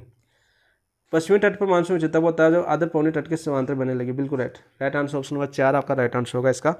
नेक्स्ट देखो बात करते हैं क्वेश्चन नंबर 28। निम्नलिखित में से केरल राज्य की सबसे बड़ी नदी, केरल राज्य की सबसे बड़ी नदी कौन सी है भाई। पेरियार है, पोनानी है, वेगई है, कावेरी है। तो पेरियार है। केरल की सबसे लंबी नदी कौन सी आपकी, पेरियार है। कितनी आपकी 244 किलोमीटर इसकी लंबाई है। उद्गम कहाँ से होता है इसका, उद्गम की बात करें तो सर उद्गम आपने बताया था अनायमलाई, अनायमलाई की पहाड़ी से होती है, ठीक है, सबसे लंबी। फिर आपकी दूसरे नंबर पर कौन की आती है, आपकी दूसरे नंबर की आती है आपकी पोनानी। दूसरे नंबर कौन आती है आपकी, पोनानी आती है। और इसका उपनाम बर्थ पूजा आ सकता है आपका, ये बर्थ पूजा का उपनाम है आपका पोनानी, ठीक है, बर्थ पूजा, ठीक है। और ये दूसरी आपकी कैसी आपकी, दूसरी है सबसे लंबी। और इसे केरल की नील भी बोलते हैं, केरल की नील। केरल की नील नदी किसको बोलते हैं, आपके भरत पूजा बोलते हैं। क्यों बोलते हैं, जैसे आपके हमने नील नदी पढ़ी जो आपकी तुर्की देश पढ़ा था हमने, कौन सा तुर्की, उसमें क्या बताया था हमने, मिस्र, सॉरी तुर्की नहीं मिस्र, हमने मिस्र पढ़ा था। जो मिस्र क्या बोलते हैं आपकी, नील नदी का वरदान बोलते हैं। इसलिए केरल को क्या बोलते हैं आपके, इसको बोलते हैं भरत पूजा, जो आपकी नदी है इसको केरल का वरदान बोलते हैं, ठीक है। इसलिए केरल की नील बोला जाता है इसको। और दूसरी सबसे लंबी नदी है आपकी, ठीक है, 209 किलोमीटर इसकी लंबाई। कितनी आपकी, 209 किलोमीटर। वेगई आपकी तमिलनाडु से निकलती है, मैंने लास्ट नदी बताई थी ऐसी, वेगई नदी, ठीक है। उद्गम आपका कौन सी आपकी, वर्षा नर पहाड़ी आपकी तमिलनाडु से होती है। कौन सी, वर्षा नर पहाड़ी, ऐसी से नाम है उसका, ठीक है। कावेरी हमने बहुत ही शानदार तरीके से पढ़ी थी। हमने क्या पढ़ी थी, हमने ब्रह्मगिरी से निकलती है आपकी, ब्रह्मगिरी कर्नाटक से, ब्रह्मगिरी कर्नाटक से इसका उद्गम होता है। और यहाँ पे 3 द्वीपों के लिए जान जाती है, ठीक है। 3 बार अपनी 2 धाराओं में बढ़ जाती है, ऐसे ये नदी बह रही है, फिर 2 धाराओं में बढ़ के वापस हो गई, फिर आपकी बही, फिर 2 धाराओं में बढ़ के वापस होगी। ऐसे 3 द्वीपों का निर्माण करती है। और इन द्वीपों का क्रम पूछा जा चुका है आपके एग्जाम में। तो पहला क्रम था आपका जो आपकी कर्नाटक में पड़ता है आपका रंगपट्टम, सब चीज़ें मैंने बताई है आपको, आप आराम से क्लास देख सकते हो। और फिर आपका शिव समुद्रम, जो ये भी कहाँ पर आपका कर्नाटक के अंदर है। और फिर आपका था श्रीरंगद्वीप, श्रीरंगद्वीप ये आपका तमिलनाडु के अंदर है, ये दोनों कर्नाटक में है। ठीक है, ये तीनों का इसका क्रम पूछा जा चुका है पश्चिम से पूर्व की ओर, पश्चिम से पूर्व की ओर क्रम पूछा जा चुका है। नवीनतम एग्जामों की बात करें जो जनवरी से जून के बीच हुई है ना, वहाँ पर ये क्रम पूछा जा चुका है, तो याद कर लेना। तो ऑप्शन नंबर 1 आपका राइट आंसर हो जाएगा 28 का। नेक्स्ट को बात करते हैं 29, प्रायद्वीपीय नदियों की लंबाई के आधार पर व्यवस्थित कीजिए।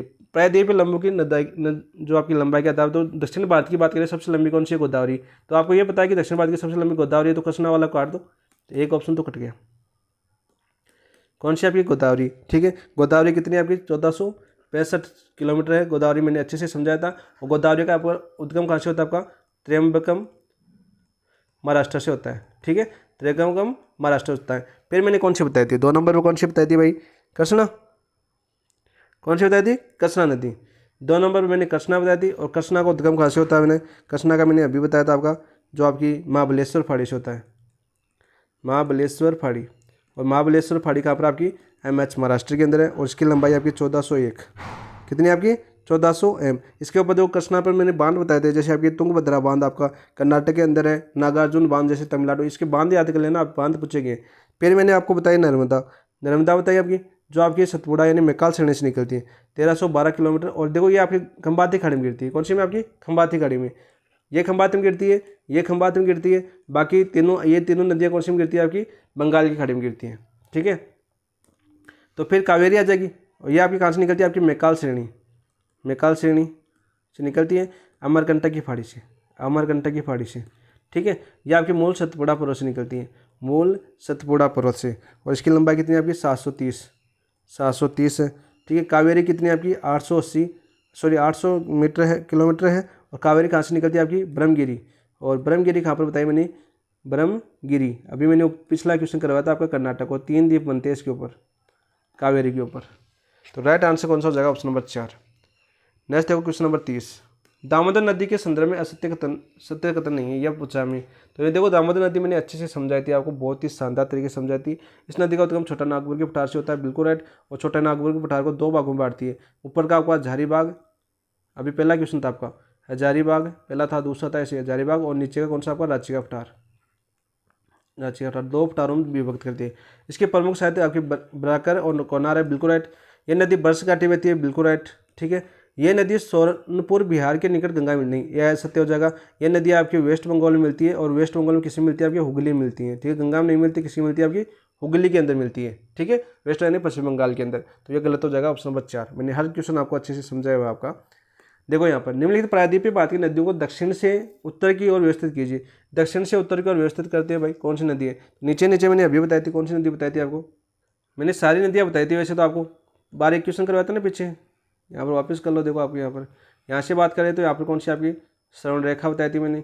ठीक है, एक बार एक क्रम याद कर लेते हैं, वैतरणी, फिर सर आपने बताई थी ब्राह्मणी, फिर आपकी कौन सी बताई थी मैंने, महानदी बताई थी जो छत्तीसगढ़, ऐसे मत समझ लें, यहाँ तमिलनाडु है, छत्तीसगढ़ में आप महानदी है, मैं तो क्रम बता रहा हूँ एक ना, श्रवण रेखा, वैतरणी, ब्राह्मणी, फिर हमने गोदावरी पढ़ी थी, गोदावरी, फिर कौन सी पढ़ी थी हमने, कृष्णा, फिर कौन सी पढ़ी थी हमने, पेनार, फिर कौन सी पढ़ी थी हमने, कावेरी, और फिर कौन सी पढ़ी थी हमने, वेगई। तो अब हमें देखो क्रम क्या पूछा है, हमें पूछा है कि दक्षिण से उत्तर। तो सबसे पहले वेगई आपकी कर्नाटक के अंदर है, सॉरी तमिलनाडु के अंदर है। वेगई कहाँ पर आपकी, तमिलनाडु। तो वेगई वाला रखो, बाकी 2 काट दो। फिर देखो पेनार आएगा या कावेरी, कौन सा आएगा भाई, पेनार आएगा या कावेरी आएगा। यहाँ पर देखो कन्फ्यूज मत हो जाना, कावेरी आएगा। फिर कौन सा आएगा आपका, कावेरी। तो यहाँ पर देखो पेनार दे रखा है, ठीक है, और यहाँ पर कावेरी, ये तो गलती हो गया ना पहले, अच्छा मैंने 2 तो काट दिए, वेगई आ गया, वेगई। फिर देखो कावेरी, तो सर कावेरी आ गया, बेस कावेरी आ गया। ठीक है, कावेरी ने पढ़ ली, ब्रह्मगिरी की फाड़ी कर्नाटक से निकलती है। फिर देखो पेनार, फिर कौन सा आएगा आपका, पेनार आएगा जो आपकी कर्नाटक से निकलती है, नंदी दुर्ग फाड़ी से। ये नहीं पढ़ा मैंने, आपने नंदी दुर्ग फाड़ी से निकलती है, नंदी दुर्ग फाड़ी। और नंदी दुर्ग फाड़ी का आपका कर्नाटक, तो यहाँ पर हमने पढ़ा लिया, तो पेनार आ गया। फिर महानदी, महानदी की बात करें तो आपका सियावा, और सियावा कहाँ पर आपके, छत्तीसगढ़। और किस पर्वत श्रेणी से निकलती है आपकी, मैकाल श्रेणी से। हर चीज़ आपको बताइए, हर चीज़। तो राइट आंसर क्या हो जाएगा आपका, ऑप्शन नंबर 1। एक ही क्वेश्चन नहीं है कि वहाँ से जो व्याख्या की वहाँ से बाहर है आपका, एक भी क्वेश्चन नहीं है कलाम का। 50 क्वेश्चन तक मैंने देखे हैं आज, तो 50 क्वेश्चन तक एक भी क्वेश्चन बाहर नहीं है। यहाँ पर देखो अमरकंटक पर्वत श्रेणी से निकलने वाली नदियाँ निम्न किस अफवाह प्रतिरूप का उदाहरण शुरू में बता दिया मैंने कि आर्य प्रतिरूप का उदाहरण है। आर्य प्रतिरूप का कौन सी नदी निकलती है आपकी, बात करते हैं हम, देखो आपकी नर्मदा और सोन, नर्मदा और सोन, ठीक है। क्यों, देखो ये आपके परसेंट निकलती है, सोन तो नर्मदा इधर जाती है और सोन इधर आके गंगा में मिल जाती है। सोन तो किसमें मिल जाती है आपकी, गंगा में, नर्मदा इधर आके खंबाती खड़ी करती है। देखो एक दूसरे से कैसे चल रही है आपकी, आर्य प्रतिरूप के रूप में चल रही है, विपरीत दिशा में चल रही है ना, ठीक है। तो मैकाल श्रेणी से एक नदी और निकलती है यहाँ से, अमरकंटक से मैकाल से कौन सी आपकी महानदी अभिमन्यु फटा, तो ये इधर जाके इधर गिर जाती है। इस प्रकार से आर्य प्रतिरूप का निर्माण करती है। तो ऑप्शन नंबर 3 आपका राइट आंसर हो जाएगा। वर्षाकार का कौन करती है, गंगा। 33 देखिए, जिनमें से कौन सी हिमालय उपतंत्र की नदी नहीं है, हिमालय उपतंत्र की नदी नहीं है। तो भीमा मैंने पढ़ाया था, भीमा सर आपने पढ़ाया था कौन सा आपका, कृष्णा नदी की, कृष्णा नदी की सहायक नदी है भीमा, जो आपकी दक्षिण भारत प्रादेशिक भारत। अमरावती मैंने बताया था आपकी कावेरी नदी की, कावेरी नदी की, बिल्कुल सही। महानदा आपकी मैंने किसकी बताया, गंगा की बताया था, जो अंतिम नदी आपकी दाएं तरफ की अंतिम नदी, दाएं तरफ की अंतिम नदी। देखो माँ गंगा गोमती घाघरा कोसी गंडक कोसकर बने माँ गंगा गोमती का घाघरा कोसी गंडक बूढ़ा गंडक कोसकर महानंदा बह गया, एक आपकी ट्रिक थी, वो मैंने अच्छे से याद करवाया था। और महानंदा आपकी अंतिम सहायक नदी थी, जो आपके वेस्ट बंगाल यानी दार्जिलिंग क्षेत्र में मिलती है। कौन से क्षेत्र में आपकी, दार्जिलिंग, और दार्जिलिंग किसमें पड़ता है आपका, वेस्ट बंगाल यानी पश्चिम बंगाल में। तो उत्तर भारत की तो ये हो गई। पेनगंगा मैंने किसकी सहायक नदी बताई थी, गोदावरी की सहायक नदी बताई थी मैंने, किसकी बताई थी, गोदावरी की। तो ऑप्शन नंबर 3 आपका राइट आंसर हो जाएगा। नेक्स्ट देखो 34 की बात करते हैं। निम्नलिखित में से असममित युग्म की पहचान कीजिए। बिल्कुल लौकटा झील अभी बताया मैंने, पीछे जो आपकी पूर्वांचल की फाड़िया बता रहा था, तो मैंने यहाँ पर बताया था आपका मणि हिल्स। कौन सा आपका, मणि हिल्स। और इस मणि हिल्स में 2 चीज़ें प्रसिद्ध आपकी, एक तो लोकटक झील जो आपकी मणिपुर के अंदर है, और ये आपका राष्ट्रीय उद्यान है आपका काबुल लामजाओ, काबुल लामजाओ जो आपका तैरता हुआ राष्ट्रीय उद्यान है। वेवनाथ केरल में, बिल्कुल राइट। हुसैन सागर तेलंगाना, भीमताल उत्तराखंड। तो ऑप्शन नंबर 1 आपका असममित है। 35 देखिए, मैंने बताया था जोग और उड्रू दोनों जलप्रपात बताया था मैंने। जोग कौन सी भी आपका कर्नाटक के अंदर है, सबसे पहले तो याद होना चाहिए। जोग जलप्रपात कहाँ पर, कर्नाटक के अंदर है। और किस पर आपकी, शरावती नदी पर बताया था मैंने। शरावती नदी पर बताया था, नहीं बताया था, बताया था ना। जिन दोस्तों ने देखी है उनके लिए तो बहुत ईजी तरीके से ये पेपर हो रहा है। और ये आपका उड्रू जलप्रपात है। उड्रू मैंने बताया था कौन सी नदी पर आपका, झारखंड के अंदर बताया था मैंने। कहाँ पर आपके, झारखंड के अंदर। और कौन सी नदी पर आपकी, श्रवण रेखा नदी पर। ये क्वेश्चन भी सर आपने बहुत अच्छे से समझाया था। तो राइट आंसर देख लो आपका शरावती और श्रवणरेखा, ऑप्शन नंबर 2। 36 देखो आपका, यहाँ पर बात करते हैं 36 की। निम्न में कितनी मुख्य नदी और सहायक नदी असममित युग्म की पहचान कीजिए। यहाँ पर देखो डायग्राम नहीं बना सकते आप, क्योंकि इतना टाइम होगा तो फिर वहाँ पर तो क्या वहाँ की सिर्फ नदियाँ फटनी थी, तो हर नदी का डायग्राम, जैसे गंगा का हमने फटा, जैसे गंगा थी आपकी 2 धाराओं में निकली, ठीक है, भागीरथी और अलकनंदा, ठीक है, दोनों आपका देवप्रयाग में मिली, ठीक है। इस तरह से समझाया मैंने, देवप्रयाग में दोनों मिली। फिर आपकी हरिद्वार के आगे, ऋषिकेश से आगे मैदान में प्रवेश करती है। सर्वाधिक यूपी में बहती है। यूपी में बहने के बाद वेस्ट बंगाल और बांग्लादेश में किसके नाम से, पद्मा के नाम से बहती है। इधर से उसमें आपको ब्रह्मपुत्र मिला दी थी। यहाँ से हमने माँ गंगा गोमती फटी थी हमने। फिर हमने घाघरा फटी थी, जो सबसे बड़ी 3 धाराओं में आती है आपकी, सर्वाधिक जल लेके आती है आपकी, कौन सी, घाघरा वाली, ठीक है।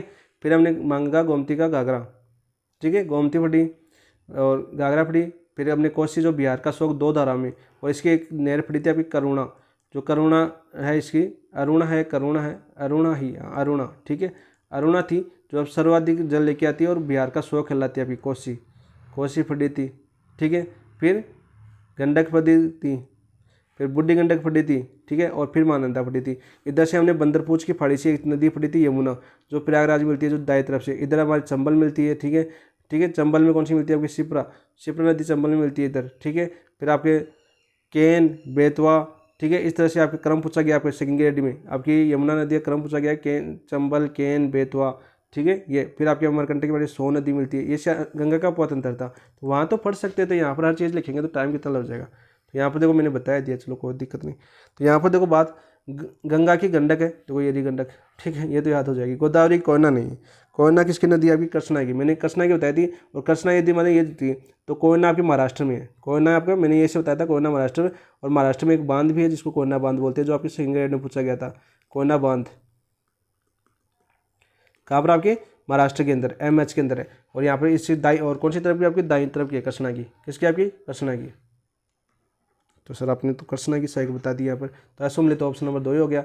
महानदी की तेल है, कृष्णा की तुंगभद्रा भी है, ठीक है। राइट आंसर क्या हो जाएगा इसका, ऑप्शन नंबर 2। नेक्स्ट देखो बात करते हैं 37। निम्नलिखित में से असुम्मिलित युग्म की पहचान कीजिए। फिर से असुम्मिलित युग्म बताना है हमें, तो चलो बताओ भाई कौन सा असुम्मिलित है। देखो कावेरी ब्रह्मगिरी की पहाड़ी से निकलती है, कहाँ से? कर्नाटक,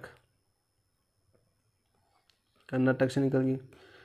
देखो छोटा नागपुर के पठार से कौन सी निकलती है? आपकी दामोदर निकलती है। कौन सी आपकी? दामोदर। सर स्वर्णरेखा कहाँ से निकलती है आपकी? तो क्या बोलते हैं उसको? क्योझर। क्योझर कैसे लिखते हैं भाई? क्योझर, क्योझर। और क्योझर जिला आपका, क्योझर जिले से निकलती है। और क्योझर जिला कहाँ पर पड़ता है आपका? ओडिशा, ओडिशा में पड़ता है। तो यहाँ से निकलती है असुम्मिलित, तो ऑप्शन नंबर 2 ही हो गया सर। वैतरणी फिर हमने कार्बी एलोंग का पठार, ठीक है। और कर्षणा आपका महाबलेश्वर पहाड़ी, महाराष्ट्र। तो 37 का राइट आंसर क्या हो जाएगा? स्वर्णरेखा छोटा नागपुर का पठार और जाएगा आपका यहाँ पर, जो ओडिशा से फिरा हुआ। सॉरी दामोदर भी निकलती है यहाँ से। और यहाँ पर कौन सी जगह? देखो वैतरणी, वैतरणी यहाँ पर कार्बी एलोंग का पठार, तो हमने कहाँ पर फटा है आपका?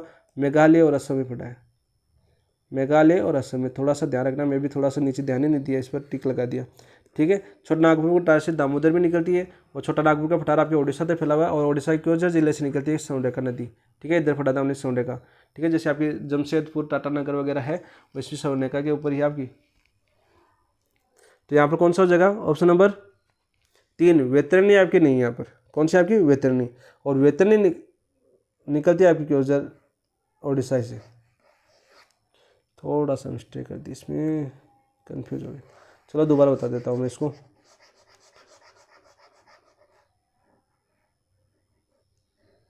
जल्दीबाजी करते हैं ना, तब ये हो जाता है, ठीक है।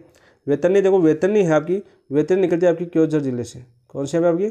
क्योझर जिले से निकलती है। और क्योझर में ओडिशा के अंदर है, ओडिशा के अंदर है। और कार्बी एलोंग का पठार कहाँ पर आपका? मेघालय से। तो ऑप्शन नंबर 3 आपका असंगत हो जाएगा, ठीक है।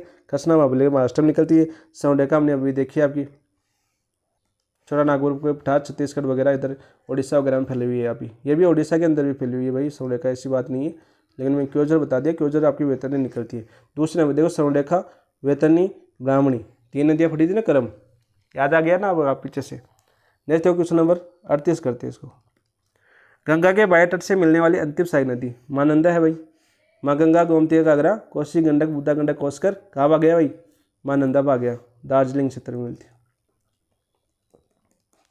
बिहार का शोक, बिहार का शोक बोला जाता है, ठीक है।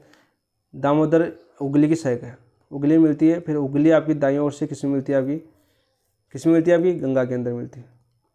और मैंने ये बताया था कि उगली आती है इधर आपकी, जो ब्रह्मपुत्र, पद्मा में ब्रह्मपुत्र मिले, मेघना, इनके बीच आपका सुंदरवन का डेल्टा बताया था मैंने, जो आपकी बार बार पूछा जाता है सुंदरवन का डेल्टा। देखो याद आ जाता है मुझे।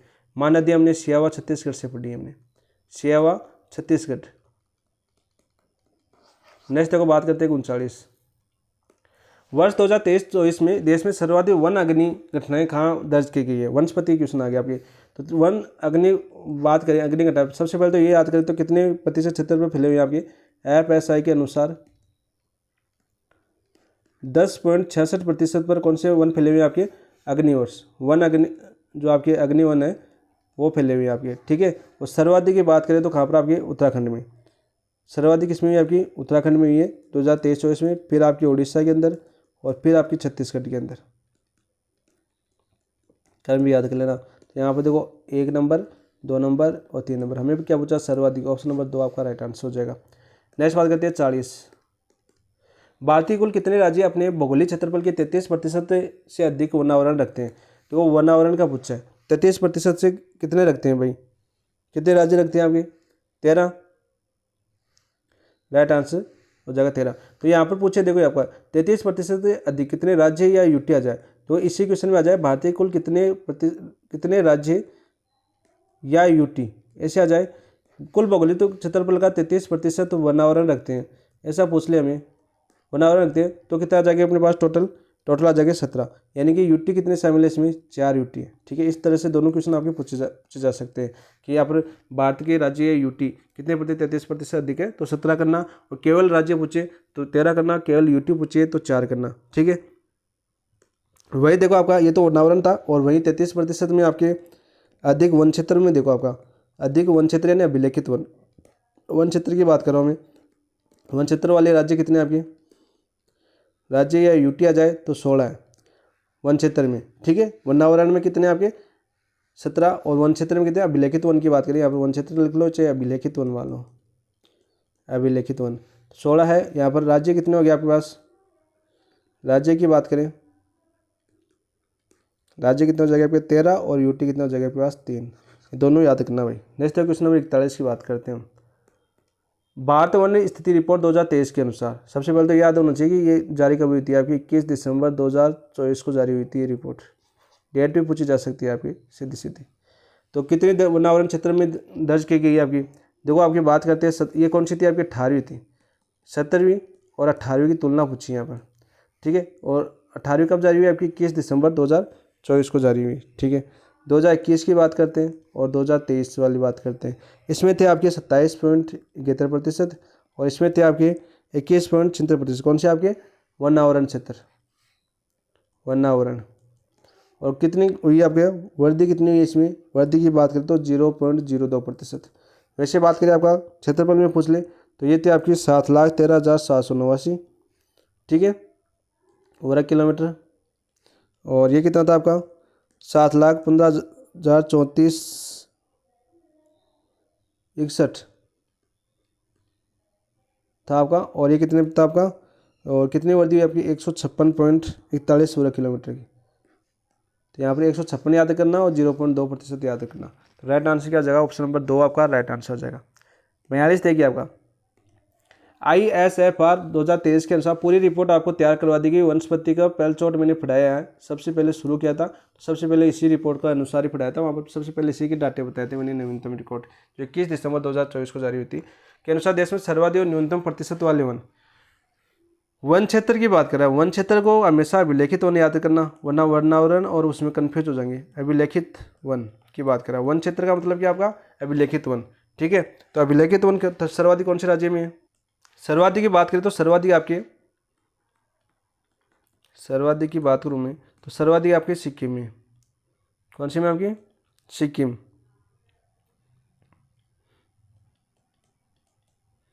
सिक्किम में। और कितने प्रतिशत बताया सर आपने, 82.31%। 82.31%। और न्यूनतम की बात करें तो न्यूनतम किसमें आपकी, हरियाणा में। कौन से राज्य में है भाई, हरियाणा में। कितने, 3.5%। वहीं देखो एक क्वेश्चन हो रहा है वनावरण का आ जाए, वनावरण तो पूछे कि सर्वाधिक प्रतिशत, प्रतिशत में पूछे तो सर्वाधिक किस राज्य में है, तो सर्वाधिक वनावरण का पूछे तो सर्वाधिक मिजोरम करना है आपको। कौन सा आपका, मिजोरम। ये क्वेश्चन बार बार क्वेश्चन आता है आपका और दोनों में कन्फ्यूज हो जाते हो। 85.34% और न्यूनतम में वही हरियाणा आएगा आपका, वही अपना हरियाणा आएगा। HR 3.65%, ठीक है। वही आपके राज्य क्षेत्रफल में पूछ ले, क्षेत्रफल में बातें अभिलेखित वन क्षेत्रफल में पूछे तो क्षेत्रफल में देखो सर्वाधिक पूछे आपका, सर्वाधिक किस राज्य में है, MP में, MP के अंदर है। और वनावरण में क्षेत्रफल में पूछे सर्वाधिक तो वनावरण में किस में आपका, MP के अंदर है। तो ये चीज़ें दोनों याद कर लेना, क्षेत्रफल और वनावरण में दोनों में मध्य प्रदेश सबसे आगे है, ठीक है। और देखो इसमें अभिलेखित में न्यूनतम की बात करें, न्यूनतम भी कर लो। क्षेत्रफल में न्यूनतम की बात करें तो कौन अपना, गोवा। और इसमें कौन आ जाएगा आपका, वनावरण में न्यूनतम आपका हरियाणा, न्यूनतम। हर चीज़ देख लो, दोनों चीज़ें आपको याद करवा दी। तो राइट आंसर क्या हो जाएगा 42 का, ऑप्शन नंबर 4 सिक्किम और हरियाणा। नेक्स्ट देखो 43 की बात करता है। निम्नलिखित में से पूर्वोत्तर भारत में कौन से राज्यों को छोड़कर, कौन से राज्यों को छोड़कर, इसको देखना, कौन से राज्यों को छोड़कर शेष सभी राज्यों में 70% अधिक है। यानी वह राज्य बताओ इसके अंदर जो 70% से कम है। तो अरुणाचल प्रदेश की बात करें तो अरुणाचल प्रदेश में कितना आपका 78.87% है। 78.87% है अरुणाचल प्रदेश में वनावरण, ठीक है। तो ये तो नहीं होगा। नागालैंड की बात करें सर, नागालैंड में कितना है फिर, तो नागालैंड की बात करूँ मैं, इसमें भी आपका 73 पॉइंट कुछ है। मणिपुर की बात करें तो मणिपुर में कितना है आपका, मणिपुर में 76.29 है। ये क्वेश्चन देखो एक पूछा गया आपका, जो आपका 76% से अधिक पूछा था आपके, 70% से अधिक वाले राज्य पूछे गए थे, ठीक है। आपका सिंगल में पूछा जा चुका है क्वेश्चन आपका इस पर। और मेघालय की बात करें तो मेघालय में कितना आपका 75.65%, ठीक है। थोड़ा सा याद कर लेना, 70 से ऊपर भी पूछा जा सकता है, 65 से ऊपर भी पूछ सकते हैं आपको। त्रिपुरा की बात करें तो कितना आपका, त्रिपुरा में तो आपका 72.33%। और मिजोरम में आपका सर्वाधिक तो मिजोरम ही है अपना, वनावरण सर्वाधिक मिजोरम अभी देखा हमने, सर्वाधिक इसमें कितना आपका, मिजोरम की बात करें तो हम कितना था आपका 85.34%। तो बच्चे कौन से आपके, असम और सिक्किम बच्चे वनावरण में। तो देखो सिक्किम का कितना आपका वनावरण, देखो अभिलेखित वन तो सर्वाधिक सिक्किम ही है, अभिलेखित वन तो सर्वाधिक सिक्के वर्णावरण आपका 47.33% और आपका असम में है आपका 36.10%। हर चीज़ याद कर लो। नेक्स्ट देखो 44 देखता हूँ मैं। निम्नलिखित कथनों पर विचार कीजिए। देखो टुंड्रा वनस्पति 4896 मीटर से 5100 मीटर तक की ऊंचाई तक पाई जाती है। ठीक है, बिल्कुल राइट बात आपकी, सर्वाधिक ऊंचाई पर यही पाई जाती है। ठीक है, काई, लाइकेन, मॉस आदि वृक्ष टुंड्रा वनस्पति के अंतर्गत आते हैं। बिल्कुल राइट। तो सत्य कथन देखो दोनों, एक और दो दोनों सत्य हैं। ये आपके जो काई, लाइकेन, वास वगैरह है आपको टुंड्रा वनस्पति के अंतर्गत ही आते हैं, उसके प्रकार होते हैं। ऑप्शन नंबर 3 आपका राइट आंसर हो जाएगा। 45 देखो आपका, देखो पूरी और सेठी के वर्गीकरण के अनुसार साल, बांस, खेर तथा पेडोला आदि वृक्ष निम्न किन वनों के अंतर्गत आते हैं। देखो साल की बात करें तो साल आता है आपका किसमें, आपका पतझड़ वनों में आता है, पर्णपाती वनों में आता है ये। तो यहाँ पे देखो शुद्ध सदाबहार वन, पतझड़ वन, शुष्क कंटीली वन, मरुस्थलीय वन। तो ऑप्शन नंबर 2 आपका राइट आंसर हो जाएगा। ठीक है, जहाँ पर वर्षा की मात्रा की बात करें तो यहाँ पर 75 से 100 सेंटीमीटर पाई जाती है। सदाबहार के मन जो आपके सदाबहार वन है यहाँ पर तो पत्ते नहीं गिरते हैं ना, बहुत मामूली, न्यूनतम नहीं गिरते हैं। शुष्क कंटीली बात करें यहाँ पर तो यहाँ पर देखो बात करें शुष्क कंटीली में जैसे आपके नाम बबूल पाया जाता है, बबूल, किक्कर, ठोर वृक्ष है, ये आपके शुष्क कंटीली में आती है। मरुस्थलीय वन में तो झाड़ियाँ याद कर लो आप, अपने जैसलमेर को याद कर लो, झाड़ियाँ। ठीक है, तो राइट आंसर ऑप्शन नंबर 2। 46 देखो आपका, उष्ण कटिबंधीय मरुस्थलीय वन निम्नलिखित किस क्षेत्र में पाए जाते हैं। उष्ण कटिबंधीय मरुस्थलीय वन की बात कर रहा है तो देखो उत्तर पश्चिमी भारत यानी थार का मरुस्थल बिल्कुल पाए जाते हैं। क्यों पाए जाते हैं यहाँ पर, वनस्पति कैसी पाई जाती है, BSSW।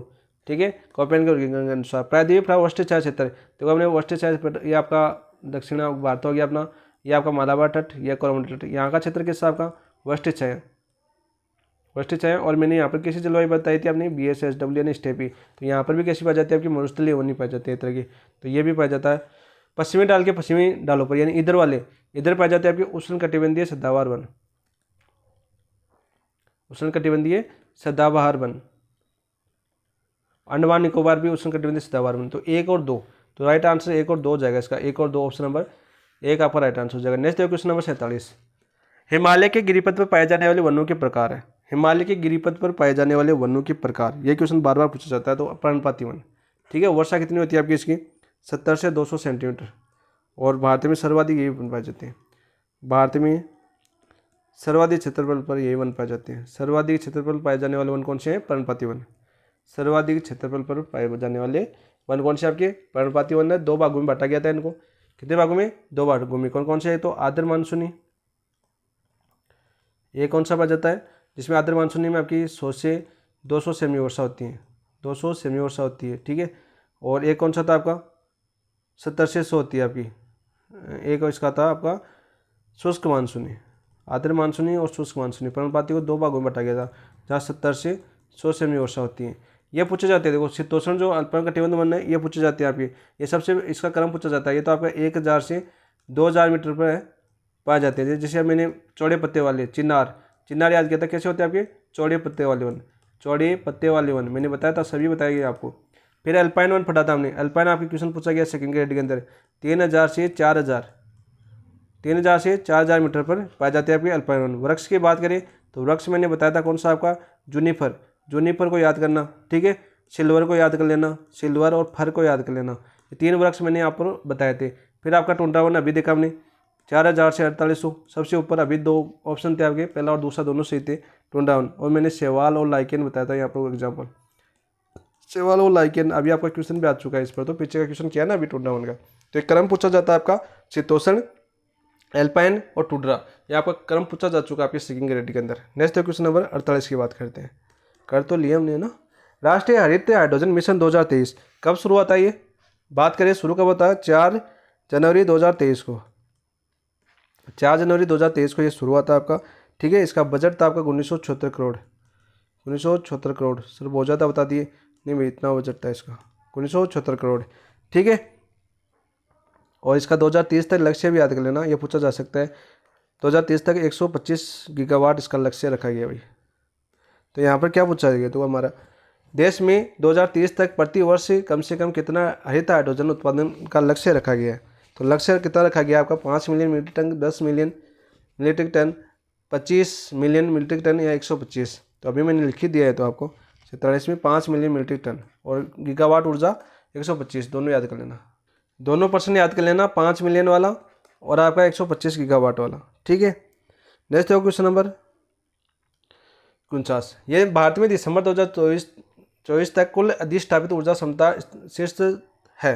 तो मैंने बताया था सर्वाधिक भारत में लगभग 45% है, लगभग 45% ऊर्जा है वो किस पर डिपेंड है, आपके कोयला पर, कोयला आधारित है। मैंने बताया था दामोदर घाटी क्षेत्र, ठीक है, रूर क्षेत्र के लिए जाना जाता है, ठीक है, आंध्र प्रदेश वाला क्षेत्र बताया था मैंने, और आपका उड़ीसा वाला बताया था, जैसे कोयला सर्वाधिक उत्पन्न होता है। तो वंश जो आपके ऊर्जा संसाधन पढ़े थे ना मैंने, ऊर्जा संसाधन में, ऊर्जा संसाधन का टॉपिक है आपके सेकंड ग्रेड में, वहाँ पे पूरा देख सकते हो, पूरा अच्छे से समझाया हुआ है। तो सर्वाधिक कोयले से उत्पन्न होता है, तो कोयला से कौन सी ऊर्जा बनती है, आपकी तापीय ऊर्जा, 45% तक लगभग कोयला से उत्पन्न होता है, ठीक है। सौर ऊर्जा और पवन ऊर्जा में अग्रणी है अपना भारत के साथ का अग्रणी है, और सौर ऊर्जा में एक स्थान पर कौन सा है, फर्स्ट पर राजस्थान, और पवन ऊर्जा में कौन है आपका गुजरात, और 150 मीटर से अधिक ऊंचाई वाले में कौन है, फर्स्ट मीटर पर राजस्थान। तो सभी बताए मैंने, एक भी ऐसा नहीं छोड़ा जो नहीं बताया। ये परियोजनाएं, जल विद्युत परियोजनाएं सारी बताई हुई है आपकी, भागड़ा नांगल से लेकर नीचे दक्षिण तक जितनी नदियों पर परियोजना है वो सारी परियोजनाएं आपको उस क्लास के अंदर बताई गई है, जो वन ऊर्जा संसाधन का है वहाँ पर जाके आप क्लास देख सकते हैं। नेक्स्ट है क्वेश्चन नंबर 50। दिसंबर 2024 तक देश में कुल ऊर्जा उत्पादन में नवीकरणीय ऊर्जा संसाधनों पर उत्पादित क्षमता कितनी है आपकी, लगभग 53%, लगभग 37%, लगभग 47%, लगभग 63%। तो कितनी है भाई, राइट आंसर हो जाएगा लगभग 47%। ऑप्शन नंबर 3 आपका राइट आंसर हो जाएगा, ठीक है।